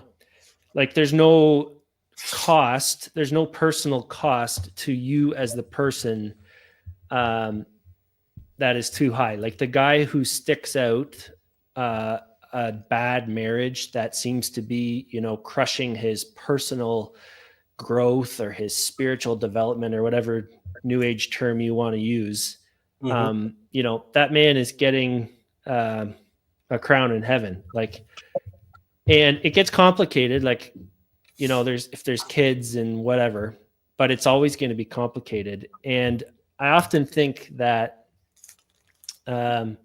taking the easy way out or something, instead of trying to hold to the ideal, does not make anything less complicated. Like PVK mentioning, now there's both of you find another spouse and suddenly there's 4 parents, it just multiplies as you abandon the ideal. So there is no shame in that, actually, but that's just my personal opinion. No shame in what? Like, I don't know how many people that are basically from the 90s, but having reconstituted families, marriages, and stuff like that, it basically got a sense to like the idea of sometimes people, like, you have eras where you are attached to somebody else, and then after that there's like they're not fit for you anymore at a certain age or whatever. I think there's shame in that, Chris. Yeah, I think that there's a way in which what you're talking about is kind of the same. It would be the same thing as saying, like, there's no shame in not keeping your promises. Or it's the same thing as saying, like, the promises that you make as it pertains to being married to someone are not that important, and you can just kind of not do them when it gets uncomfortable. And so, like, either it's a vow, it's a promise or it's not. And so, I like, for know. Christians, we think it's a promise. And so I agree with Phlebas that, like, Well, and it's not a personal promise either. You got to take the passage seriously, what God has brought together. It's like what God has brought together. Like, I met my spouse and I decided to marry her, and and I paid for the wedding. And what does it mean God brought me together? Like, if you really ponder that statement, that's not something for you to split because you no longer make sense for each other or whatever. Yeah. Well, and Chris, hold on, buddy. Unfortunately, in this conversation, you're giving us kind of the like normie take that we kind of like want. Because we're trying to pursue something very specific that's kind of like an intra-Christian disagreement. So like your perspective in this particular case is kind of beside the point, because we're talking about like how should a Christian person view their relationship, or how should a religious person view their relationship with their husband or wife. And so it's funny because I'm a little revved up on this because I sent a long voice message to Luke this morning. He like was provoking me to just send him lots of thoughts, and so I partook. But one of the things that I was saying was that, like, yeah, I would add a small tweak to what Rod was saying, which is like, it's almost like I would not want to, and Luke accused me of being a young, hopeless romantic when I said this, but that, like, you shouldn't marry someone that you wouldn't be devastated if you got in a divorce with. Why would you want to be with somebody who you could just like be like, yeah, it's okay, dude, we don't need to keep our promises to one another. I'm sorry it worked out like this. It's very sad, but I don't hate you. Like, I'll go be in love with somebody else and you go be in love with somebody else. You know, some things in life, they just don't work out. Like, no. I promised to take care of this person for the rest of my life.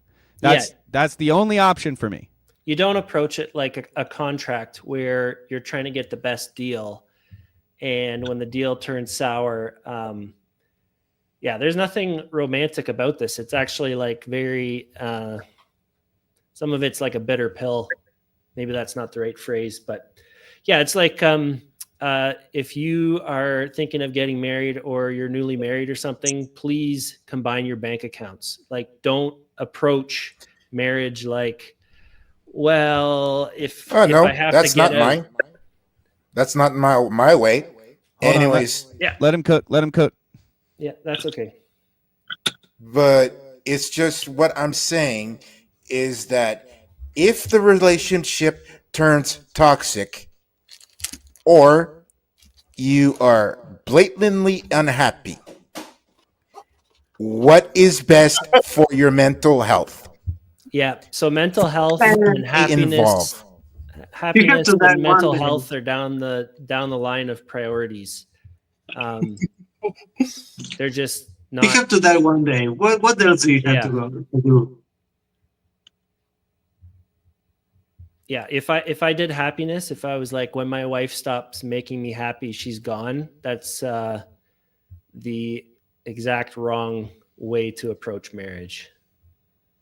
Well, because it's a time bomb. It's just the same thing as saying you're not as important to me as my mental health is. And, you know, if I had said that, then my wife would have already left me. You know, like if my mental health was what was determining me and my wife's stability, then neither of us would have survived. So like honestly, the weird thing for me is, like, if you're an atheist, I don't know why you would want to get married at all. I don't. Yeah, just go be a do your thinger, you know. But like when we're talking about marriage, like I just don't understand what the advice, like, Rod. I think the best steelman of Rod is to like count the cost, to seriously consider, like, okay, if you're signing up forever, know that either means forever or horrible pain and suffering. And I think that it's just kind of a matter of like, well, which stuff, once you're in the marriage, it's kind of like being a vampire, you know, you're on that roller coaster, and it's either going to end with one of you seeing the other die, or it's going to end with you both kind of betraying yourselves and each other for sometimes what are good reasons, you know. And that's obviously, like, not to say that, like, you know, somebody who's divorced should feel like the scum of the earth. No. That's not at all. Like, what we mean for evil, God means for good, and utter tragedies and failings happen all the time. And I don't think that we should see it as like, I think that it would be more disrespectful to lessen the the emotional and spiritual damage of a divorce than it is to act like, I don't want the people who have been divorced to feel like othered, but I also don't want them to feel like, well, it was probably like the hardest thing they ever did, even if they think it was a good thing. I don't think anybody who's been divorced would deny that it's an incredibly painful experience. There's lots of intense emotions and complex emotions. And so, like, I feel like there's a sense in which if you go too far in the no-fault divorce side of things, then like, I don't know how you deal with just that kind of emotional stress. Like, I think it's a recipe for disaster, just like psychologically. So anyway, am I making sense at all, or am I just ranting to the wind here, boys? I'll give you a hot take. I do want them to feel a little bit othered. No, honestly, the people that go through divorces and come out and say, I have gained all this wisdom, and it's all worldly wisdom, and they start telling you what their idea of marriage is and how it should work, and it's totally at odds with the picture portrayed in the gospel, like Chris's happiness speech or something like that. It's like, you need to sit it out. Maybe it wasn't your fault it didn't work out or whatnot. Honestly, in scripture, the reason that they prohibit divorced leadership is because, like, a very high percentage of these people come out learning all the wrong lessons and also simultaneously think they're very wise.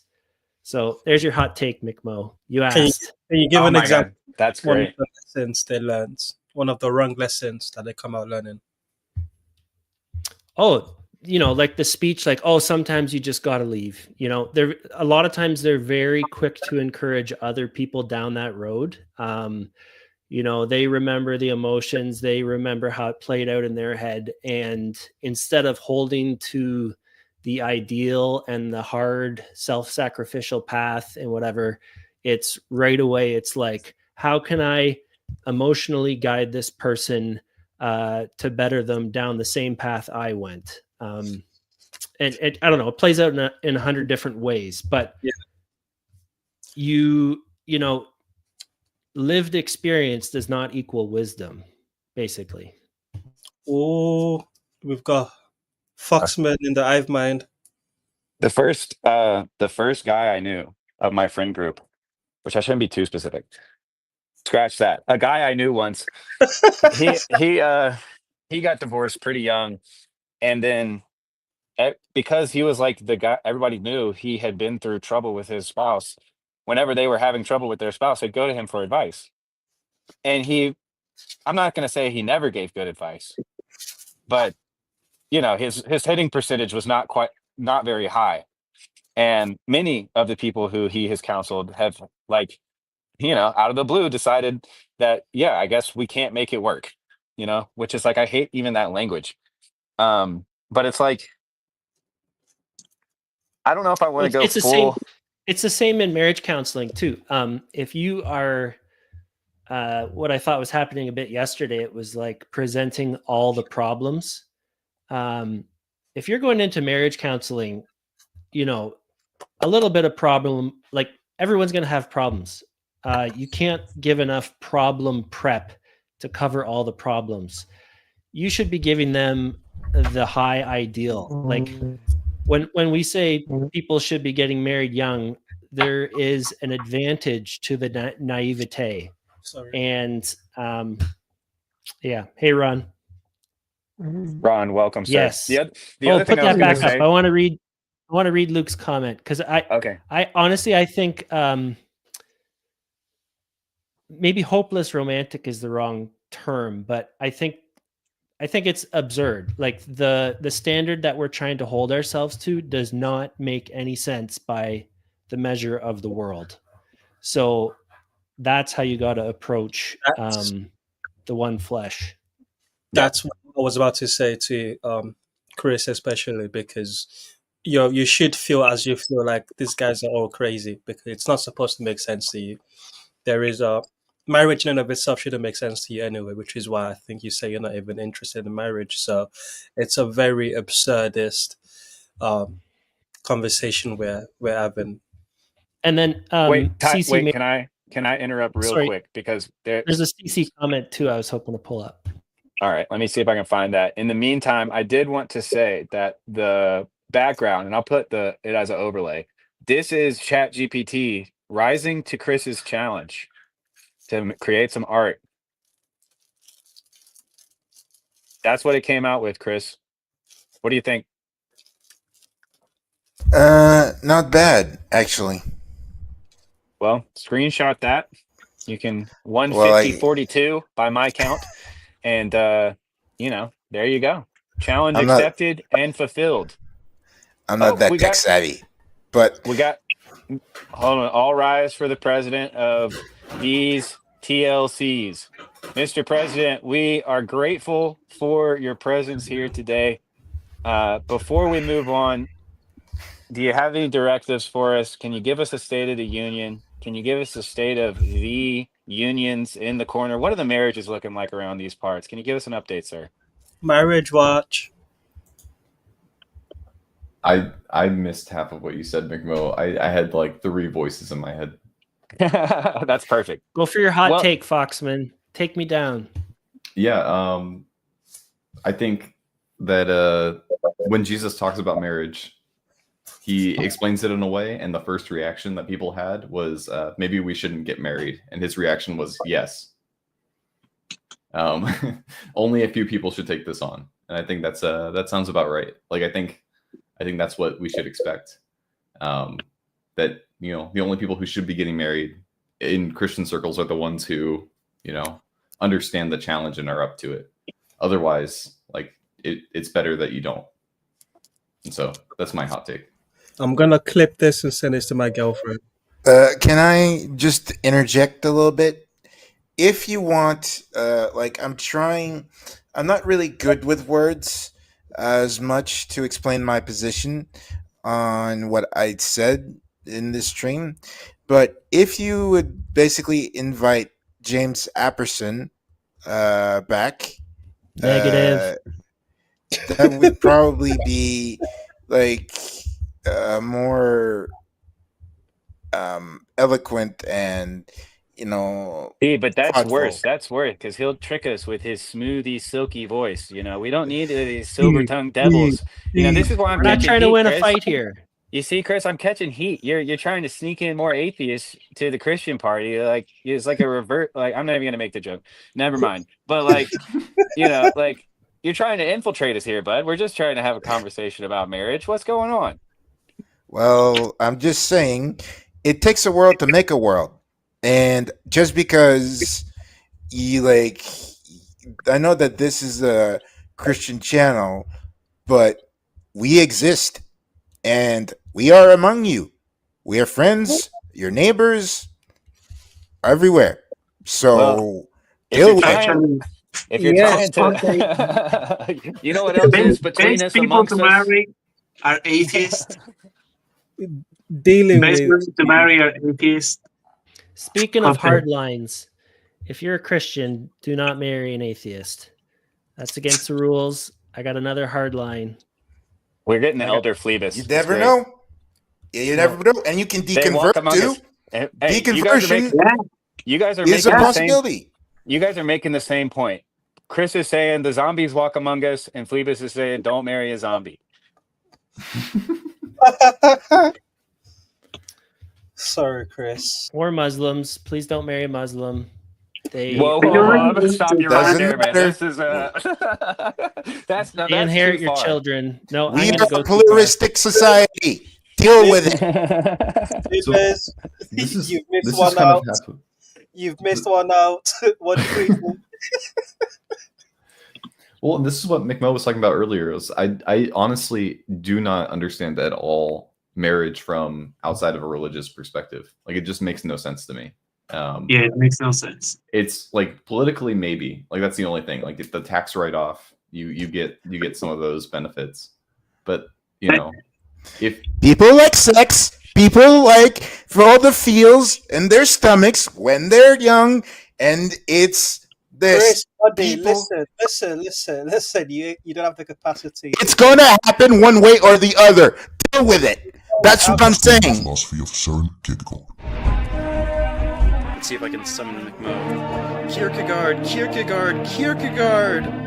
Summon McMo. All you have to do is say Kierkegaard. Talk about Kierkegaard. Søren Kierkegaard was a brilliant, gloomy, anxiety-ridden, often hilarious Danish 19th century philosopher. Kierkegaard's philosophy is a reaction to the Hegelian synthesis. What makes Kierkegaard a precursor to existentialism is that he holds the view that there is no criterion for making this decision.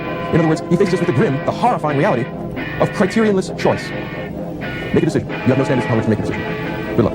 Well, we're going to talk a lot about what Kierkegaard means when he's saying that today, but I really like him. I find him really fascinating. He's certainly one of the funniest, and he has a thoroughly morbid sense of humor. There's so few philosophers with a good sense of humor. Kierkegaard is one of them. So, and you also have no choice about whether you make the decision or not. You must decide. Best of luck. So Kierkegaard leaves us adrift. He cuts us off from our moorings to rationality because he says there's no possible rational decision procedure which could give you grounds for choosing the moral or the aesthetic life. If you want to say that you develop some rational theory which shows you that only the rational life is a good one, you're presupposing what you are trying to prove. If you did presuppose that rationality would be our guide, then what would you say? Thomas Aquinas wouldn't call you virtuous for staying up all night tracking glacial melt in Greenland, but for many philosophers, including Kierkegaard, anxiety is a foundational human experience. Nothing. The vast silence of human existence becomes very, very clear when Kierkegaard begins to meditate and think deeply about the choices that human beings must, by virtue of the human condition, make. I'm anxious, and I'm not alone. For example, you guys ever think that some of your friends are only still friends with you because they've been friends with you and actually don't like you, probably protect you back, and they talk about why they don't like you and everything with them? You're thinking like, am I not actually have friends? Søren Kierkegaard is best known as the father of existentialism. Is there a mood that expresses the human condition more than any other? For Søren Kierkegaard, that mood is indeed anxiety. And Søren Kierkegaard. Kierkegaard Søren Kierkegaard was a Danish philosopher, literary poet, social critic, and religious author. For Søren Kierkegaard, whose Kierkegaard's philosophy is very theistic and more specifically very Christian. So much so that he might well be considered more of a Christian theologian than a philosopher. But to understand both Pascal and Kierkegaard, we also need to focus on a more concrete issue than the issue of reason. We need to focus on the issue that was the central issue to both Pascal and Kierkegaard, which was Jesus Christ himself. Very few establishment scholars of either Pascal or Kierkegaard today dare to do that. They either ignore or patronize that focus and that center. Thus, they radically misunderstand both of these two philosophers. They were existentialist Christians, not Christian existentialists. For both, Christ was not an adjective but a noun. So we've got ourselves into a really stupid corner. Right, that goes without saying with McMo. Now that we're back from the stupid corner, Chris, you can't, just because everyone cannot meet the ideal does not mean get rid of the ideal. We are having a conversation about the ideal. Bringing up exceptions and fringe cases is not relevant to the conversation at hand. Yes, people do fail in marriages, but when talking about Christian marriages, there are certain lines, and Flibbers is trying to point to some of those lines that make a Christian marriage a stable one. So, by that logic, I am an abomination because I am biracial. I am an abomination by your logic because I am biracial. My father is from Barbados. My mother, who is white Caucasian, French Caucasian. So I am an abomination. That's what you're saying. No, no, I want you to explain how that's what I'm saying. Applies the same logic with religion. At this interfaith marriages will happen. It will happen either way. Whether you want it or not, it will happen. No, it cannot happen. In which church are you going to do the ceremony? In which church are you going to do the ceremony? It doesn't matter. It will happen. But what do you mean it doesn't matter? If it happens in one church, it's orange in the green denomination. If it happens in the other, it's in that denomination. Yes, the orange and the green. That's the whole like thing. It's in the Catholics. Calm down a little bit. Your volume's a little bit hostile. Just reduce it just a couple of decibels. That would be great. Yeah. No reason to get upset, Chris. Nobody's trying to call you an abomination. We like you. We could flip to. That's how the atheists take over the stream. They throw out the flag, do a little rant, blah blah blah blah, and then we move on. I'm looking for basically the end result. Chill. we're going to stick to marriage and carry on the conversation. We're not moving away. Sorry, Fleabus. Go on, Fleabus. Wait, do I have permission to switch the topic or? Yeah, you could try. Good luck. Well, I was going to go to the next thing. So there was another thing in the stream. I wondered if you guys had any reactions to. It was the idea that the institution is outdated because I think some of the points were along the lines of women are now earning more. These type of things I don't know. I was having trouble seeing how you could how to imagine the institution could be outdated. Like first my mind went to history. It's always been outdated or out of vogue to be monogamous and all this stuff. That at pretty much every time it has made zero sense maybe for a man to remain monogamous, this type of thing. And basically it seemed like the economic thing kept coming up, and that's kind of I'll acknowledge that's really tough. As a dude, your wife is going to look at you differently if you're not working. Even if you earn half what she does or whatever, that can be tough. But just get in here, Mark. Yeah, come defend yourself, Mark. I'm not attacking Mark. Well, no, I know you're not. So I, of course, I played the Kierkegaard branding on purpose because I think that he actually solves a lot of the problems. Just because it really, I think, has to do with all of our marriage problems, maybe all of our problems, oftentimes comes down to a confusion about what the good life is and confusing the good life with a Christian life or the life God has planned for you, kind of a thing. And so when Kierkegaard talks about his stages, the first is the aesthetic stage, which I think Chris was representing really well. There's kind of it's not unreasonable, to let people do what they want to do and to not,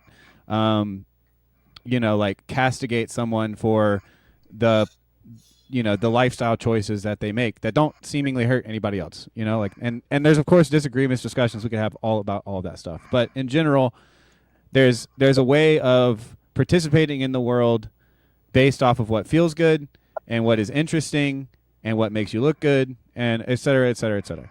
And then the ethical response to that is to kind of say, no, you sacrifice that life of what the ethical would call hedonism and you become responsible. This is the Peterson. You basically, you sacrifice yourself for the future. You become stable. A woman trusts you because of your stability. You take care of her. She gives you children. You take care of your children. And so there's the danger in that mode of thinking, though. And this is what I think someone like Mark and Rod, to some extent, are kind of agreeing on, is that there can be a temptation to idolize marriage. And it's like the Tim Keller thing, description of idolatry, where it's if you can't be okay when your marriage is not perfect, then you might be making an idol out of your marriage. Now, that is not maybe the best argument for why some individual couple should or should not get married. But I do think in general, as even in this conversation has shown, oftentimes it's the move of being it's a horrible thing when people get divorced. And it should probably be, people should probably try their hardest not to get divorced. Because one of the things that Harrison talked about in that video that I kind of was one of the reasons why I wanted to bring it up was that couples that had basically had trouble in their marriage and went to marriage counseling had better results than couples who did not have problems in their marriage and went to marriage counseling. And so there's a sense in which if you can stick out the hardest of times, then it means your marriage was even stronger. And I do think that this brings into really adequate point that Cece made earlier, which is that in some sense a Christian marriage, a properly Christian divorce, is one that kind of basically means celibacy. Now there are differences in the Bible because widows were often married like, there's Rahab or what? Not Rahab. The Book of Ruth. So like, I think that I was gonna say this earlier as a joke, Phlebas, but like back in my like real strong McWoke days, I would ask Christians to just treat gay people like you treat divorced people, like just do that, and I think we could get somewhere, But there is a sense. So anyway, those are a bunch of the thoughts. I want to leave the floor primarily for President Foxman because he's the only other married man here, aka the only other vampire, the one who can speak with authority on the situation. The rest of you guys are just single as Pringles. Except Tayo, you're in the weird in between state. You're a gooey. Your love is a gooey larva waiting to be cocooned in the structure of marriage so that it can become a beautiful butterfly of love one day. Anyway, anybody got any thoughts? I have some. I think I'd hope to not kind of go too far off of what you were talking about, McMo, but I was going to go back to what Phlebas was saying about some of the stuff about the like practicality of marriage and is it an outdated institution? And some of my frustration has been there's so much like incentive to get married, the way that the government works, that like giving tax breaks and things like that. Honestly, I would still get married even if I had to pay the government extra money per year to do it, right? Like that's not the issue for me. Like it's not to get anything out of it. Marriage is supposed to be a sacrifice. It's supposed to be like, in my mind, it's supposed to be symbolic of something greater. Like it's a living image of, the Trinity to a certain extent. And so it frustrates me when we kind of keep going back to these practical things, even though my mind goes like, I like the practical things, but it goes way too far. It feels disturbing to me to make it to turn it into a business proposition. Especially to start there. Yes. Yeah. Now you can talk about the practicality once you're in it. Like I understand that, but it can't be the reason it starts. We're saying it's not Christian to get a prenup. I don't think it is personally. No. And that's what I said in chat earlier. I was like, I'd rather be cheated than prepare for divorce. There's a couple situations, Tayo, where you own like a gigantic company, and if your wife could take half that, you screw 500 employees or something like that. So I'm not going to draw a hard line, but I told my wife that she got in under the basically before the line went down because all of my next wives I'm going to be signing prenups. But the plan A is just to have her and her only. Polygamy has not caught on, despite what people like Chris would want to see. You can't right now, at least in most states, get legally married to other people. But as far as the legality goes, one thing I've always enjoyed about my wife is she was like, I'm committed to you.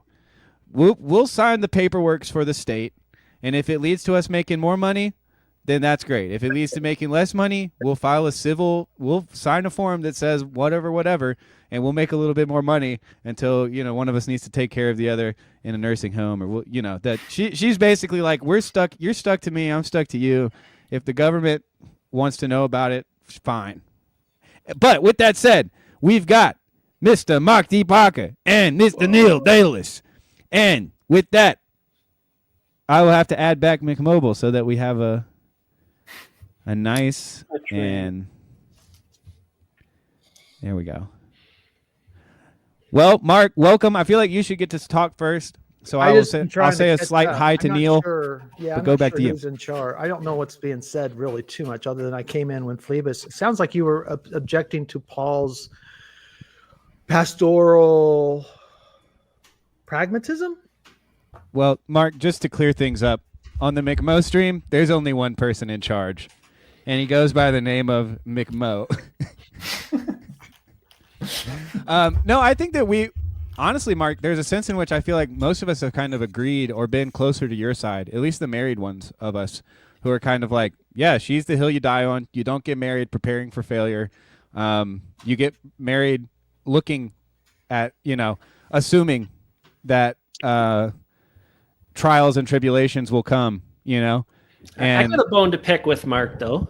okay, well then You let's always pick. have a bone to pick with me, Phlebas. So Mark, Fine, your plan to encourage teen pregnancies and forced marriages to solve the Puritanism- marriage crisis and the fertility crisis, I'm not sure about that. make pure. No, well, we don't do that.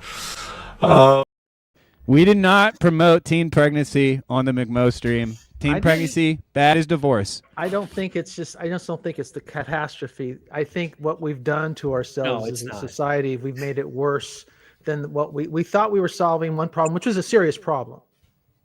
Right? I mean, single mothers in the 70s, 80s, into the 90s was a problem. And it's like, you know, it was, and then the state sponsored, so to speak. It was kind of a new problem. problem because the pressure to get married had evaporated. So Can I give my hot take? Yeah. Let's hear it. Okay. I'm in charge now. I'll let it slide. I think Phlebas, you did a good job of stewarding the last 20 minutes, 30 minutes to give a traditional Christian view, which I increasingly adhere to. Okay. Give me about 2 minutes of lifeline here. I just asked for 2 minutes without interruption. So If you say the word Catholic, it's going to be a flag on the play, though. So it's not cat. I won't say that word. I promise. Okay. Since the dawn of time, or let's say the dawn of consciousness, whenever that is, whenever women had children or a child, whenever a woman had a child, that was the equivalent of a death of their former self.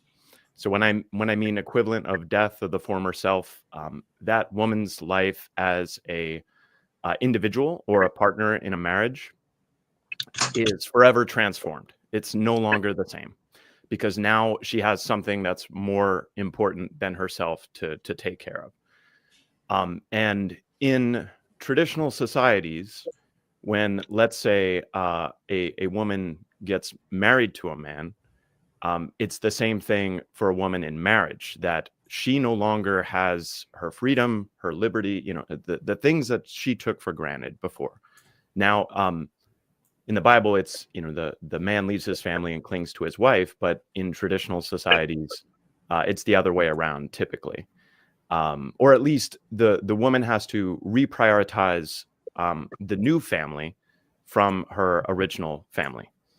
And in those traditional societies, for a man, the man loses far less freedom, typically speaking, than the woman when the marriage begins. Okay, so fast forward to the present.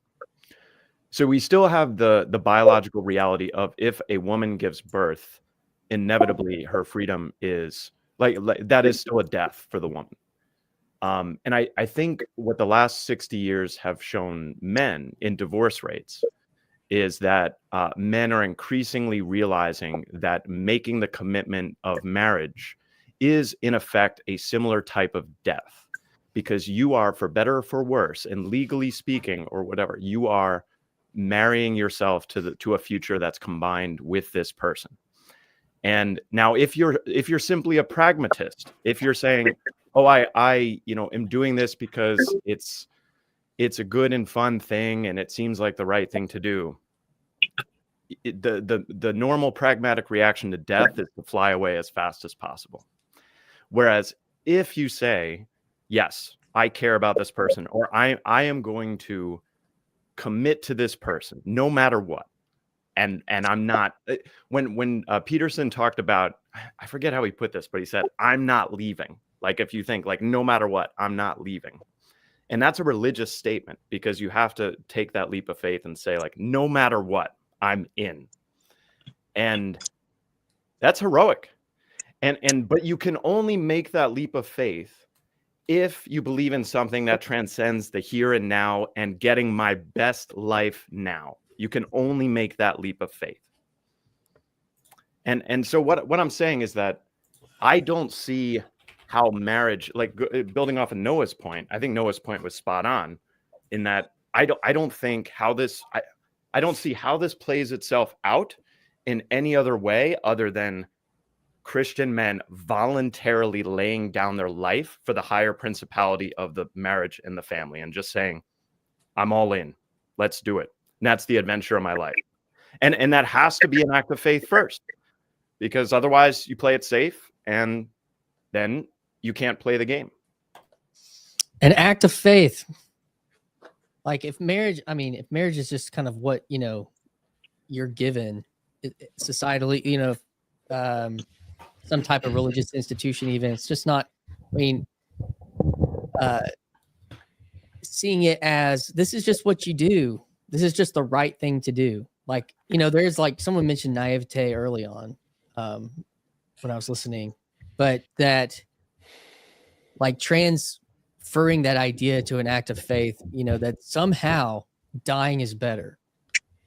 Can I reject the framing a little bit? Like the way you've done it, you did it a little bit with the mother getting pregnant and with the man getting married. You're basically saying they need to take on their chains, and you've given this framing where absolute freedom was before, and now they need to accept their burden and their hardship. And I think that's like an atheistic view of freedom. Instead, now the mother she's free to be a mother, which opens up all sorts of opportunities she didn't have before.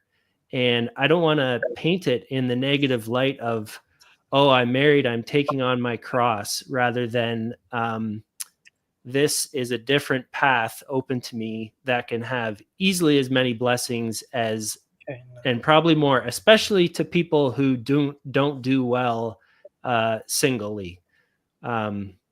So I want to push back on that. I would just Petersonian marriage is a cross type picture. I would just add that it's possible, like to take it further though, is that you don't just die, but that you resurrect. Well, it's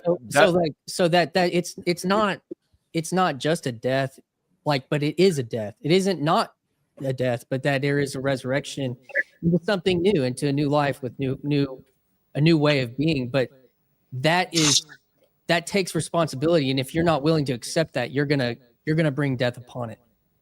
If you don't, I'm so glad you arrived, and I did realize I did not welcome you when you first got here. So thank you for being here. Thank you for saying that, and also you reminded me of something.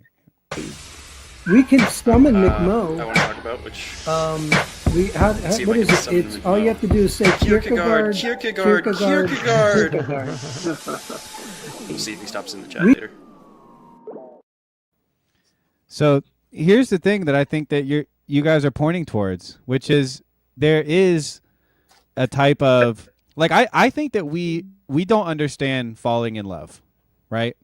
Like we don't get it, because smart people see it as like irrational and a dumb thing to do, and dumb people like want to fall in love so bad that they will ignore everything, and really anybody can be can end up doing dumb things for the sake of love.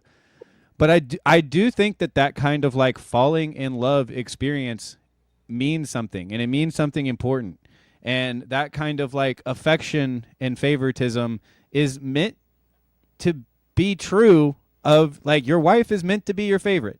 Like, I think that it's really difficult to escape that. But see, the ideal is also the judge, right? And so there really is a sense in which God not only asks us to sacrifice ourselves, but he also asks us to give up like the ideal marriage where we're constantly getting the good that Phlebas is right to not forget. But it's not constant, right? And when you're in a tough part in your marriage, it can really feel like a cross and a test. And a cross and a test, it's like hard to forget, right? Like even when things are good, it's oftentimes you'll remember the hard times, because there's a sense in which the good times after the hard times, you only get to that because of the hard times. And so there's a way in which those hard times are remembered, almost like the scars of Christ, right? But I still think that there's a sense in which oftentimes we can think that what God is asking for is for us to sacrifice ourselves. And I think the particular type of Christianity that at least me and Phlebas come from, and Christian, I always forget Seabax is also Reformed, but the point is that like the mystery of Christ and the church being Christ and his bride is that he is the truer and better husband, right? Like he is the proper bridegroom. And so to the extent that we fail our wives, it's important to remember that it was always meant to point toward even the failings, even the failure from the ideal points towards the ideal, which has this kind of, at least for me, Phlebas and Christian, this kind of substitution where Christ is the husband that I can't be, and when God is grading me on how good of a husband I am, in some real way, he's both judging me against Christ's relationship to the church, but he's also I'm getting Christ's reputation because I am his bride. So I don't know, maybe I took it way too Christian, way too Calvinist, way too substitutionary atonement. Can I give my take now? Yeah, Tayo, go, and then Chris. Let me give my three-pronged marriage take, coming from an ignorant, unmarried person. Cold take is that marriage is the easy way to do Christianity, the easier way of doing Christianity. The warm take is that. Huh? Well, first, let me back up the cold take, and I'm referring to Paul's letter where he says it is better, you should get married if you can't control your lust, basically. So that's what I'm invoking there. The second take is that if more Christians were unmarried and took the other path of Christianity, Christ would be back sooner. That's my take. Marriage invokes a comfortability to the Christian journey that I think is not good. I got so many problems with this, but that's besides the point. Speak your truth, brother. This is a safe place. Speak your truth. Well, it's a brave. It's not a safe space. It's a brave space. Forgive me. I fibbed. To be quite honest, the two things. One thing that I disagree with Tycho adamantly is that Christ ain't gonna come back because he was just a man that y'all idolized and put him on as a myth figure. Understood. So that's how it is. Sorry. Oh, dang, we're so dumb and stupid. Why did we do that? Oh man, what have we done? And the other thing is the social, social sciences aspect of what argument is that past 100, within 200 years, we have as a society been able to communicate and travel beyond our community villages of 100, probably 1,000 at best, and that fact is that I could talk to somebody from the other side of the other world, and and basically have not exactly a relationship as in you were a friend, but as someone that you know intimately. And that's why Putin, for example, is having so much of a hard time with the propaganda war in Israel, by the way, is that because people can communicate.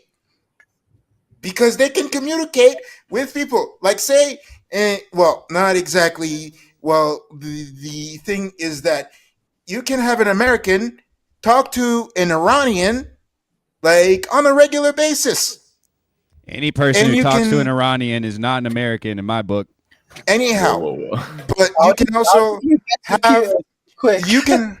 can also have a Palestinian, then and well, Israeli talking all the time, and that's why they created an apartheid state.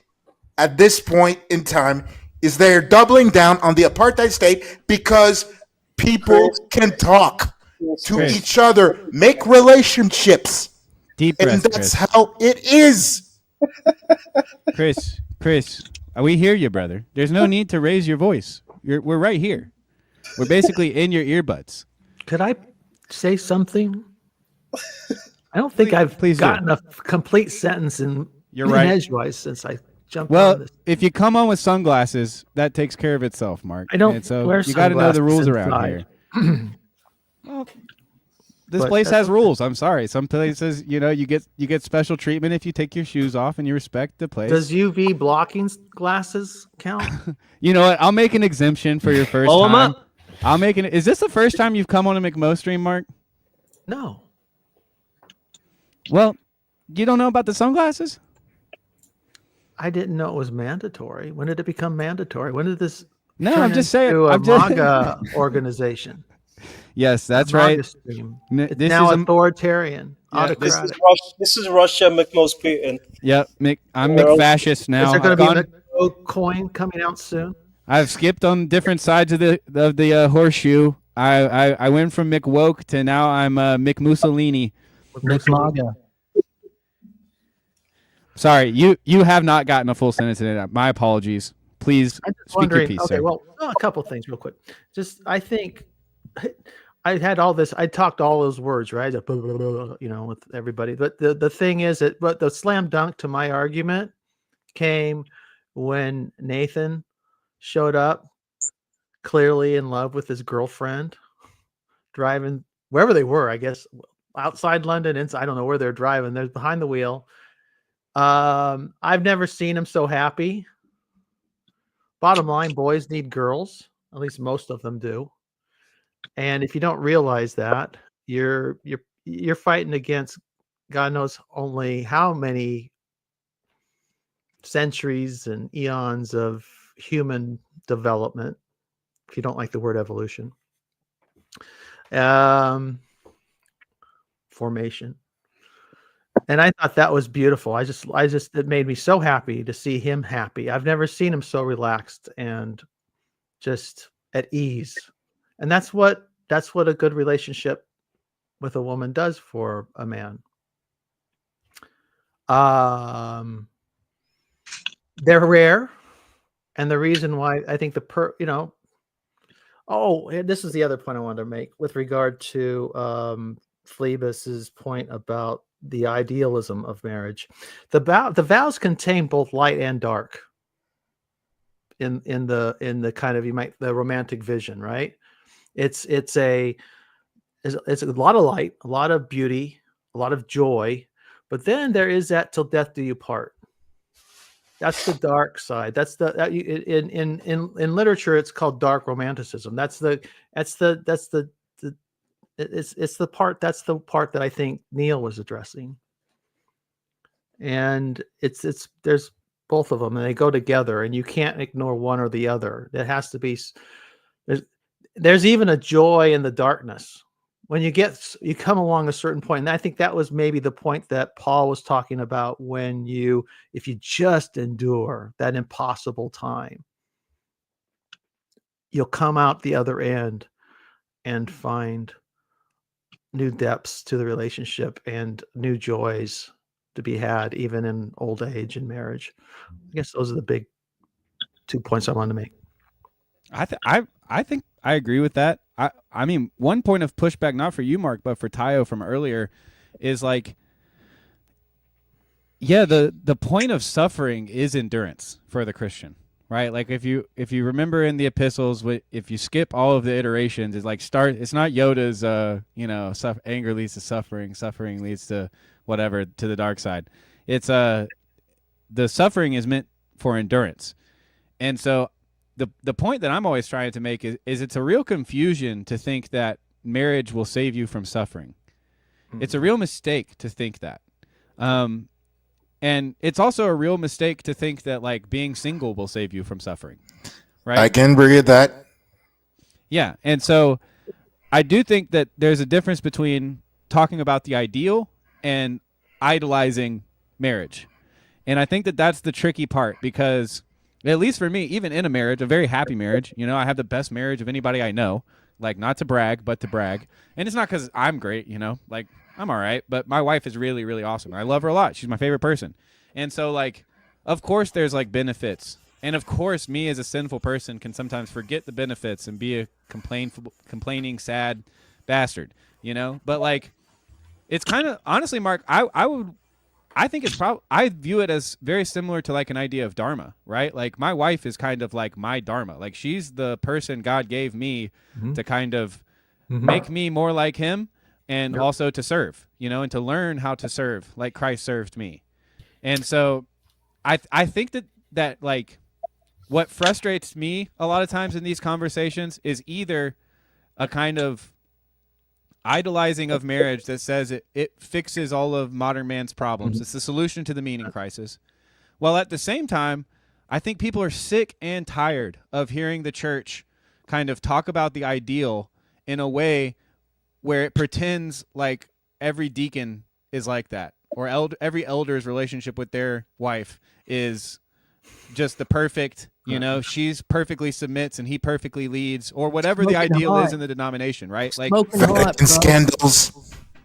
My smoking hot wife, bro. Well, yeah, that's so cringe. So like that's what I feel like is at least going on in the background a little bit for at least the Christians, where and I think you might have brought this up on PVK's stream, but like the problems with purity culture is not that it took like purity too seriously, right? It's that it didn't properly recognize the impurity of the human race, you know, and it kind of expected that if we just tell the kids to be good, then it'll work. And that's kind of what I hear Chris responding to as well, which I don't think any of us have that kind of like simplistic view of, nor do we share Chris's exact view, but that's beside the point, right?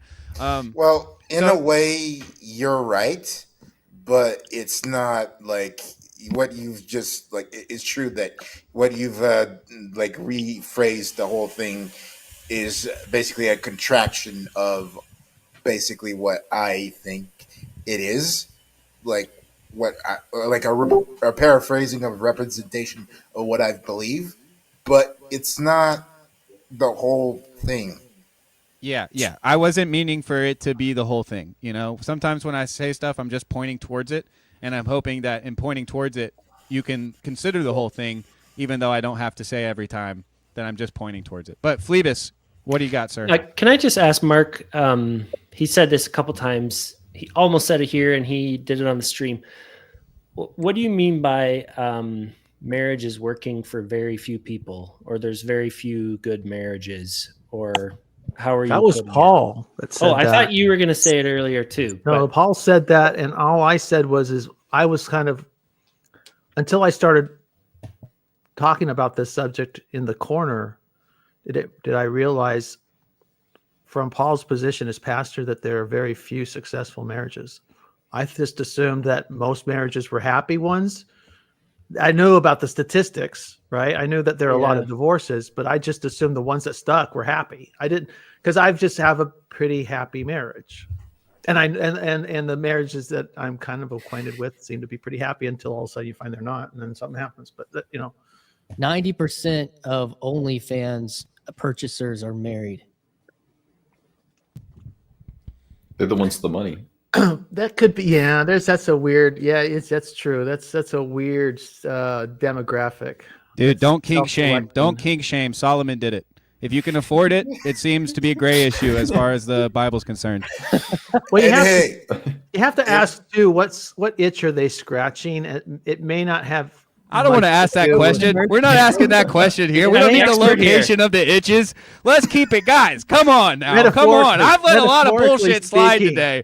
We've been dangerously close to the line multiple times. Never in my wildest dreams did I think Parker lubricants would take us there. About metaphor. Mark, are you one of the atheists Chris is consorting with? What's going on here? You guys trying to take down my channel slowly but surely? I'm attacked on all sides, Lord. I'm not trying to like R-rate the stream, by the way. It's just that you guys, like, I find that a lot of like points that I've tried to raise up, you guys don't want to talk about it. So it's like we're I'm at new here, though. What did you want to talk about, Chris? I'm new here. I didn't just show up. Well, No. Yeah. So okay, wait. This is a good explaining time. I'm gonna do everybody on the internet a favor. Okay, I'm gonna do everybody on the entire internet a favor. When you have a group of people talking about something from a fairly shared context amongst themselves, like a bunch of Christians talking about what marriage means for Christians, it could be the other way around. If I were to go to Myth Vision and tell them that, and every single time I joined a live stream, they were talking about something, and every single time I had to say something like, well, you know, me as a Christian, I think this, and this. That would be fine, I guess, but it would be a little weird if I expected for every single time I did that for them to talk to me about what I believed. And so sometimes there needs to be a little bit of sensitivity towards the crowd, which I think Chris does a pretty good job of, knowing that kind of, you know, we see things differently, and so he's trying to offer his perspective. But sometimes there's just kind of like, with randos on the internet, you never know what you're going to get, but when we're trying to talk about something, summary. I just wanted to know. Here's what Tayo's saying. Tayo thinks that we're too nice to the atheists. Every time they come on, we're trying to talk about something, and they derail us. They get us trying to prove that atheism is wrong and Christianity is right. Not my point. And we can't. But it doesn't matter if it's your point, Chris, because you provoke us with the differences in your worldview. I want to engage Chris. All right, Seabax, the stream is yours. Go for it. I think he mentioned like the technological ability to have like communicate and have very intimate relationships through the digital, through the internet, through real relationality, which is something the corner has been talking about for a long time. And so, and maybe, I don't know if he was equivocating that to the ability to have something akin to marriage through long distance, through these types of things. So, and what is marriage and all these things. I would just point it kind of back to the machine, the fact that all this like slippery space that you can get into across borders, across time zones, across realities, and then that you're actually like detached something that is designed to be embodied in, you know, proximity. Because he even mentioned sociologically or evolutionarily, you know, villages of 1,000 or whatever. And the only other piece I wanted to bring into the conversation was that I think that we, in our kind of rugged American individualism, we think that marriage is just about like a person making a choice about another person. And I would say that sociologically, it's really like making a choice about another family, making a choice about another community. And, you know, there's the stereotype of like, God, I hate my mother-in-law, you know, like pop another beer. And it's like, you know, I'm this weirdo that lives in the town with both my parents and my in-laws, and I go to church with both of them. And like, there are economic realities of like, today I'm about to drive to go have a 40th birthday party with my wife. An hour and a half away, she's with her sisters. We're meeting up with her brother. My kids have been with my in-laws all day, and then my parents are coming to take my kids here, and then I'm going to buy them pizza and drive down to have a special celebration with my wife. And I can do that because like marriage is not just me and another person. It's two families in a very small community. And there's failure and trust in those relationships. And that's built over time. And I think that we've, like, to Chris's point, dematerialized marriage, not only to like just this individual relationship, but then to that now, well, it's just about you relating to another person, even if they're on a screen or on a phone call. And that is what we can constitute as marriage or something akin to it, when I think it's like a sacred reality of partnering souls, partnering families, partnering economies, partnering communities, that is just kind of lost on us because we, it's just about, Nathan Orman looking happy with a girl like that might as well be marriage. So anyways, that's what I'm going to end on so I can go prepare for all that stuff tonight. But guys, it was good to see y'all. Pretty hot take there, Christian. Thanks for joining the Saturday cookout on the McMo stream. Just a reminder for you guys out there, Seabax has a wonderful channel called Yours Truly. You should check it out. His recent interview with what's the guy's name? Neil deGrasse Tyson. Yeah. The no, Dirt Poor Robbins. You guys had some hot takes in that one. I thought about reviewing it. He triggered me and Tayo with some ocean slander. How dare he? We'll get to that later. Me and Tayo can, I'm sure, rev up and trash your name. But go watch that on Seabax. Thanks for joining, Brad. I had something I was gonna say, but then I forgot as I increasingly complimented Christian. On the communal thing, another part of the conversation was, what should the church be doing? Mark, did you have thoughts with that? You were basically suggesting the church has to take ownership and solve a bunch of this, I think, right? I think the church needs to fix marriage in the church before it can have much of a say on the broader culture and society. And so, I mean, we're just not. I've not fully thought it through to where I could make a presentation on the subject, but my sense is that we definitely need to step away from the pietism of the last 30 years and approach it both more idealistically and more pragmatically at the same time, right? That's that teen pregnancy thing. Don't be so afraid of letting nature take its course, but the church is to be a community to catch people and to bring them into the community and help them build lives and families when nature does take its course, right? And do it in a supportive and godly way. The church does do that. There's a. I think Tayo, we're out of the loop because we're not in Puritan America, so that's they possible. maybe view That's it differently possible. than they true. would. True. Well, I view this language as indoctrination, to be quite honest. My language? My language? Yes, indoctrination. Oh, so. Because, that's really odd. But go ahead. Because you are essentially forcing people to go out of church on a Sunday every week and say, you should think this way, and this way, all the way up until they reach adulthood with a pre-existing bias, so that they can. And what happens, and why basically conservative Christianity is so afraid of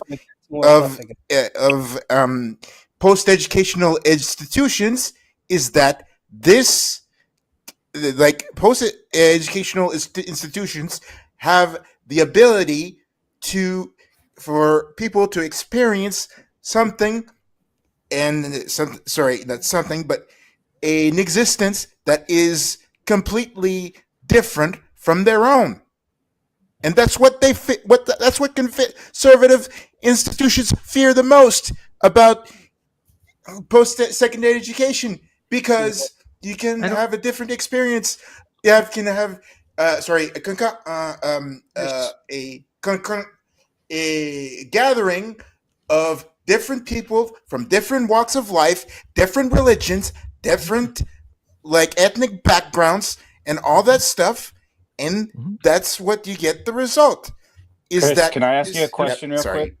Yep, Can I ask you a sorry. question? Because we can't see your face and because of your disability, I just want to make it clear and make sure of two things. Like, one, the question is, I can't tell if you're angry and if you're feeling like we are kind of offending you with our opinions on things. And if that's the case, my advice would be No, you might it's just need to like take a break. okay. But if I hear you might also just be passionate about this stuff. And so if that's the case Passionate. too, because we can't see your face, I just want to make sure that we can hear you the best way possible and give you the most charity as we Okay. listen. But it's difficult because we can't see your face. Sorry. It was more of a passionate. Most of the thing is passionate. It's not. It's not. I'm not angry at anybody. That's good. I'm glad to hear that, Chris. Could I just ask, or I don't. Chris probably doesn't know me, I guess. And my role in the corner has not been one of what would you guys put it? Christian. My experience, my entry into the corner is not just purely Christian. So let's put it that way. No, but I also don't want Christians apologizing for quote unquote indoctrination. That is a part of the religious formation. Yeah, formation would be the word I'd use, not indoctrination. Plus, I mean, what Chris just articulated is what 90% of the Quebecois believe. So, I mean, indoctrination cuts both ways. We are saying countercultural things here, and he's with the majority. Well, it was my thinking with my response to what Chris was saying. I think are you still there, Chris? Yes, Chris. Morgan. Yes, I am. I think what I'm proposing is for the church, for Christians to get their act together first before we tell the rest of the world what to do, or even if we ever do, we're ever to. Where are we failing, Mark? Where are we failing? Yeah, go on, Mark. It's not obvious? Or what does that mean? No, it's not obvious. For me, it is. What measure? Sorry, Chris. I'm sorry. Just part of my frustration, and I have been frustrated with you in this conversation so far, is this is church business, and every time a Christian coded question is asked, your interjections always bring us back to the point of having to justify the Christian ideal, and it gets repetitive. So before you give your answer, can we just let them to we'll get back to you and let you give your answer, but just to keep the conversation on the roll, let Mark and Fleabers go back and forth for a second. I think part of what's with the failure, our divorce rates are pretty high. They may not be as high as they are in the wider society, but they're pretty high. Whereas a lot of scandals, as we all know about. There are a lot of unhappy marriages in the church. A lot of children who don't stick around in the church because of what they grew up in as a result. We aren't. I used the metaphor, and I don't think it had a chance to land in the conversation. We aren't barn builders. We aren't as a community in that. I don't want us to all become Amish, but I like that model of when someone needs help, the community comes around and we work as a community in support of each other.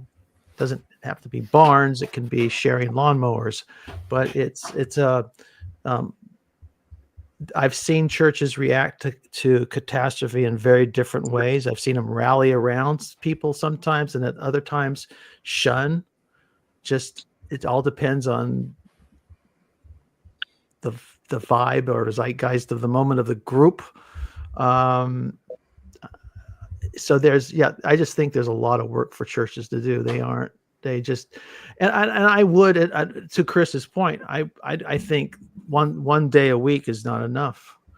I would probably get us back to the twice on Sunday, Wednesday night, and maybe more in between, because we have to really become communities again, and where most churches just aren't. Now, if you're lucky, if you're in one that you love, that's pleasurable to be in, that's awesome. But Mike, from what I see in Southern California, it's the exception, not the rule. That's my answer to you, Phlebas. Does that horrify Chris? I don't know, but No, I mean, the obvious thing to say is if you're waiting for it to get better, you're going to be waiting a long time. Oh no, I'm not waiting. I'm building. I'm working at it, and my activism locally is massively time consuming and is controversial. I basically played a role in splitting my little tiny church in half, right down the middle. I'm supporting my pastor and the ministry of the church with the goal of growing in and expanding along the lines I described. And half love it, half hate it. And when I say hate, I mean it's a passionate hate. And so it's because they want to be Sunday pew warmers. Don't ask more. Don't expect more. Don't even insinuate more. Tune into the House of Wood to keep up with Mark's church journeys. Some week it's great, most week not so great. Most of the time it's me. I finally decided I'm going to die. I'm going to go down with this ship. I'll stick around until the pastor goes. Even though my own pastor, who I love, he's my old friend, makes me a little crazy, makes my head want to explode sometimes. But he's more right than wrong, and it's his ministry. And what I object to are people who covet the pulpit and want to usurp it. So I'm going to just go down with this ship, or make it float, one or the other. Well, to answer Mark's spiel, I guess, in a way, at the end of the day, will you stand up for people that are not like you? Will you, like, for example, LGBTQ, will you stand up for them? Will you stand up for people of other faith than you? And I'm not just talking about the milquetoast division of, the 2,000 denominations of Christians. I'm talking about other people than you. You're talking to me personally? Huh? Are you asking this of me personally? It could be, yes, it is, but it also could be of everybody. Mm-hmm.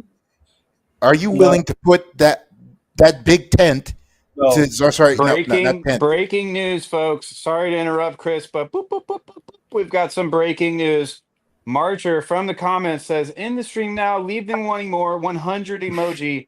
And wouldn't you know it, my wife texts not even half a minute later and says, I'm done with work. Done from work early on a Saturday. I can't even talk because it's such a crazy, we have a prophet amongst us. I watched the Rogan interview. Remote viewing. Marcher is on to something, folks. What I like about Chris is that he always tells us exactly what he's thinking, and that's an admirable trait. But with that said, I'm going to let that be Chris's last words. I think it was an admirable attempt to get us to all love people who are not like us. I think that's a good challenge, much like the challenge of art he submitted at the beginning. We're learning our friend Chris here, fond of the challenges. Come over to the House of Woo, Chris. Come on over to the House of Woo. You can find out if you want to learn more about me and how I roll. You can come on over to my channel at Mark D. Parker. Oh gosh! Like, subscribe, and ring that bell. Yeah, go hang out with the House of Woo boys. I think you'll get what you're looking for. You'll be shocked. You'll be shocked at what your expectations will be. Is it the House of Woo or is it just Mark D. Parker? All right, sorry. Just wanted to understand your handle. That's all. It's the House of Woo. It is its own live stream on Tuesday afternoons Pacific time. So we usually The start about channel is 1:30. Mark D. Parker, though. Yeah, the channel is Mark. Eastern time. I'll try, but yeah. All right, final thoughts. Nico, you go first, then Phlebas, then Mark, then Noah, then Tayo, and then we'll close it out. Well, this is more of an outsider perspective because I'm from so far away. But what I would say is it seems to be a little bit of a confused discussion. Exactly, I've seen people talking past each other. Is the discussion about the philosophy of marriage? The discussion is about the execution, the local rules. Is it supposed to be helping people who are trying to get married right now? There seems to be too many points and not enough moving the conversation.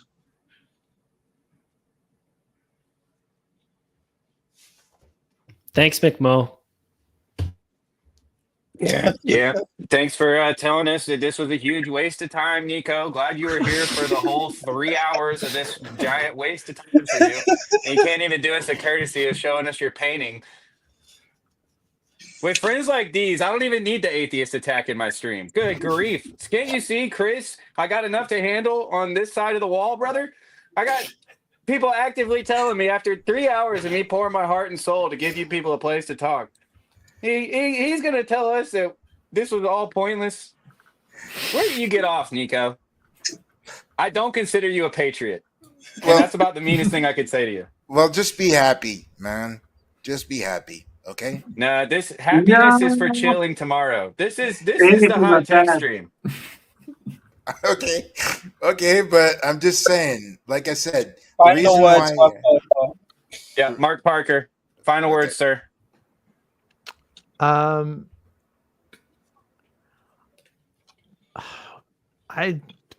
go be like Nathan. Find a good girl, lock her down, stick with her, get married, be happy, and stop speculating on what marriage is and just do it. You'll be fine. You'll be fine. You'll be fine. You'll be happy in your misery, and you'll be fine. It's just before Nathan, there was Christ, and I'll let you choose which one to follow. Noah, what do you got, sir? Marriage is hard, and not everybody should get married. But if you're going to, do it the best you can, and if you're not, do it the best you can. Sheesh. Hard to beat. Tayo, what do you got for us, brother? Well, if you want me and Nico to get married, donate to the McMo Ko-Fi link. I don't know if my church would support you guys.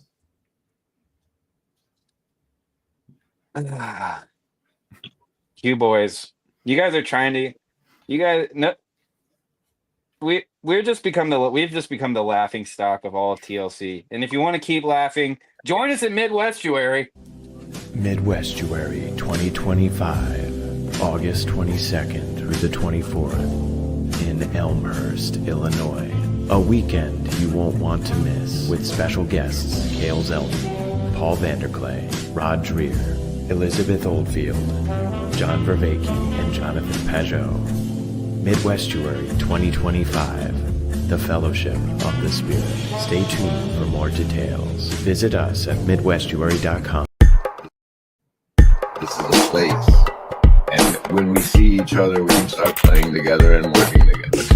Those things you call commercials, I don't make those. People who want to play make them. And I don't know what my control is, especially that make money.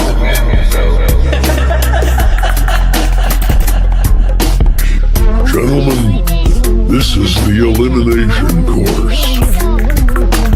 My calling is to keep men out of the ministry. I consider my chance of success when the blood is 4 feet deep and the bodies are floating around the room. That's amazing. Now we're trying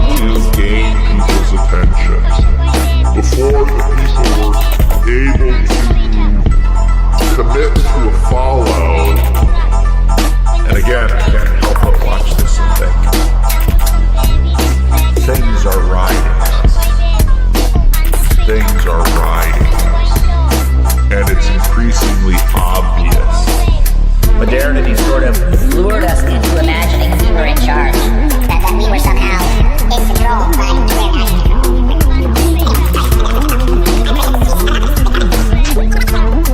You've got a tiny group of people that are just sort of hyper about the blues, and they're learning together, and all of this new stuff sort of bursts forth. And in Laurel Canyon, you have this tiny little group of people that are sort of working on this, and then, you know, in some ways, via technology, this stuff just spreads all out throughout the world. It of course made me think about this little corner, because what doesn't? And it made me think about the little group of people that are just playing with things now. And I thought Jordan Hall said it very well in the conversation, you know.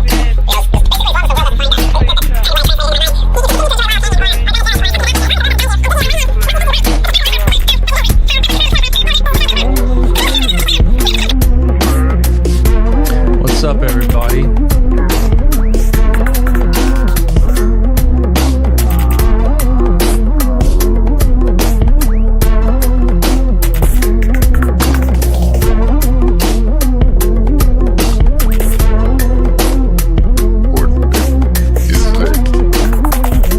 In our globalized contextuality of 8 billion people, what things we do have in common with people from wherever is often shared media consumption, shared media consumption, shared media consumption. Like, I am a leaf on the wind, watch how I fly, speaks to everybody who is as deep into that show as I was. And so though it's like, and to understand what I'm talking about with that, I usually reference the next generation, which is the next generation. So with that, I usually reference the next generation, start.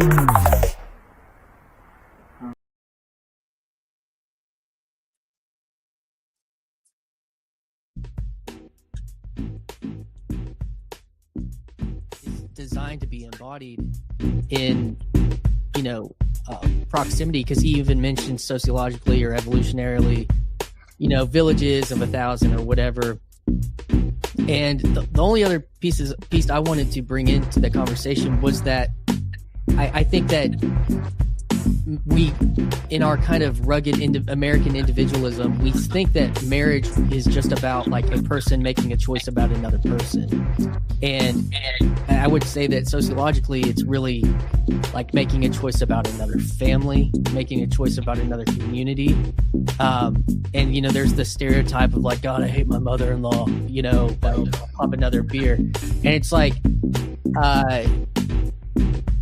you know, I'm this weirdo that lives in the town with both my parents and my in-laws, and I go to church with both of them. And like, there are economic realities of like, today I'm about to drive to go have a 40th birthday party with my wife. An hour and a half away, she's with her sisters. We're meeting up with her brother.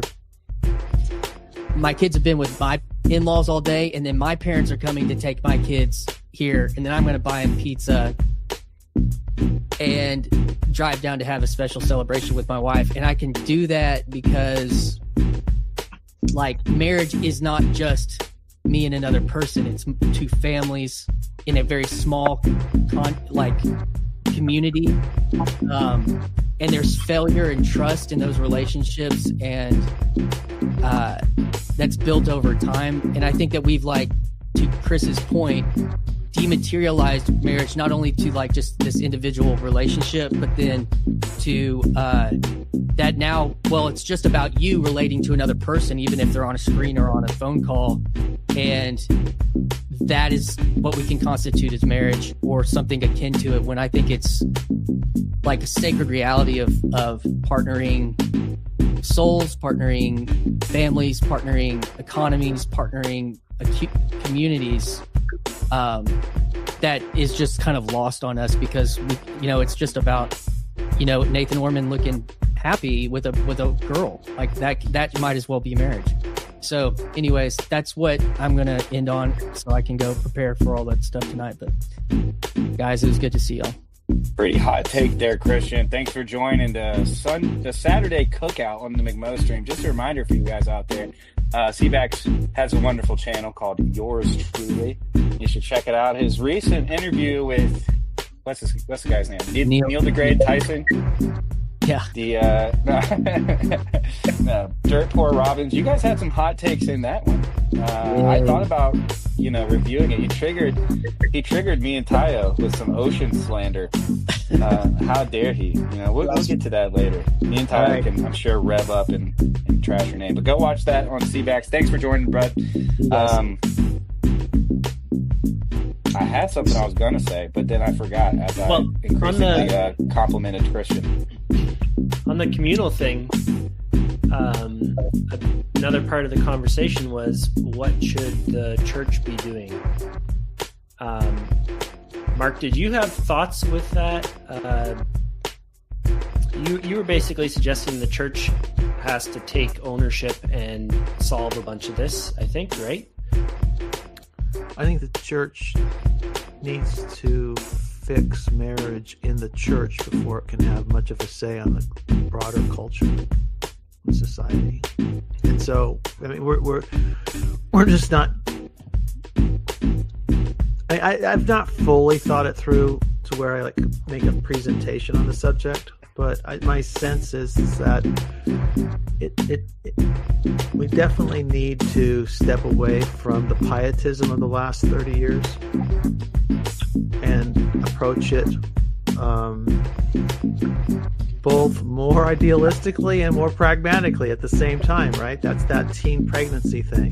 Don't be so afraid of letting nature take its course, but the church is to be a community to catch people and to bring them into the community and help them build lives and families when nature does take its course, right? And do it in a supportive and godly way. The church does do that. I think Tayo, we're out of the loop because we're not in Puritan America, so that's they possible. maybe view it differently than they would. Well, I view this language designed to be embodied in proximity, because he even mentioned sociologically or evolutionarily, villages of 1,000 or whatever. And the only other piece I wanted to bring into the conversation was that I think that we, in our kind of rugged American individualism, we think that marriage is just about a person making a choice about another person. And I would say that sociologically it's really like making a choice about another family, making a choice about another community. And there's this stereotype of God, I hate my mother-in-law, pop another beer. And it's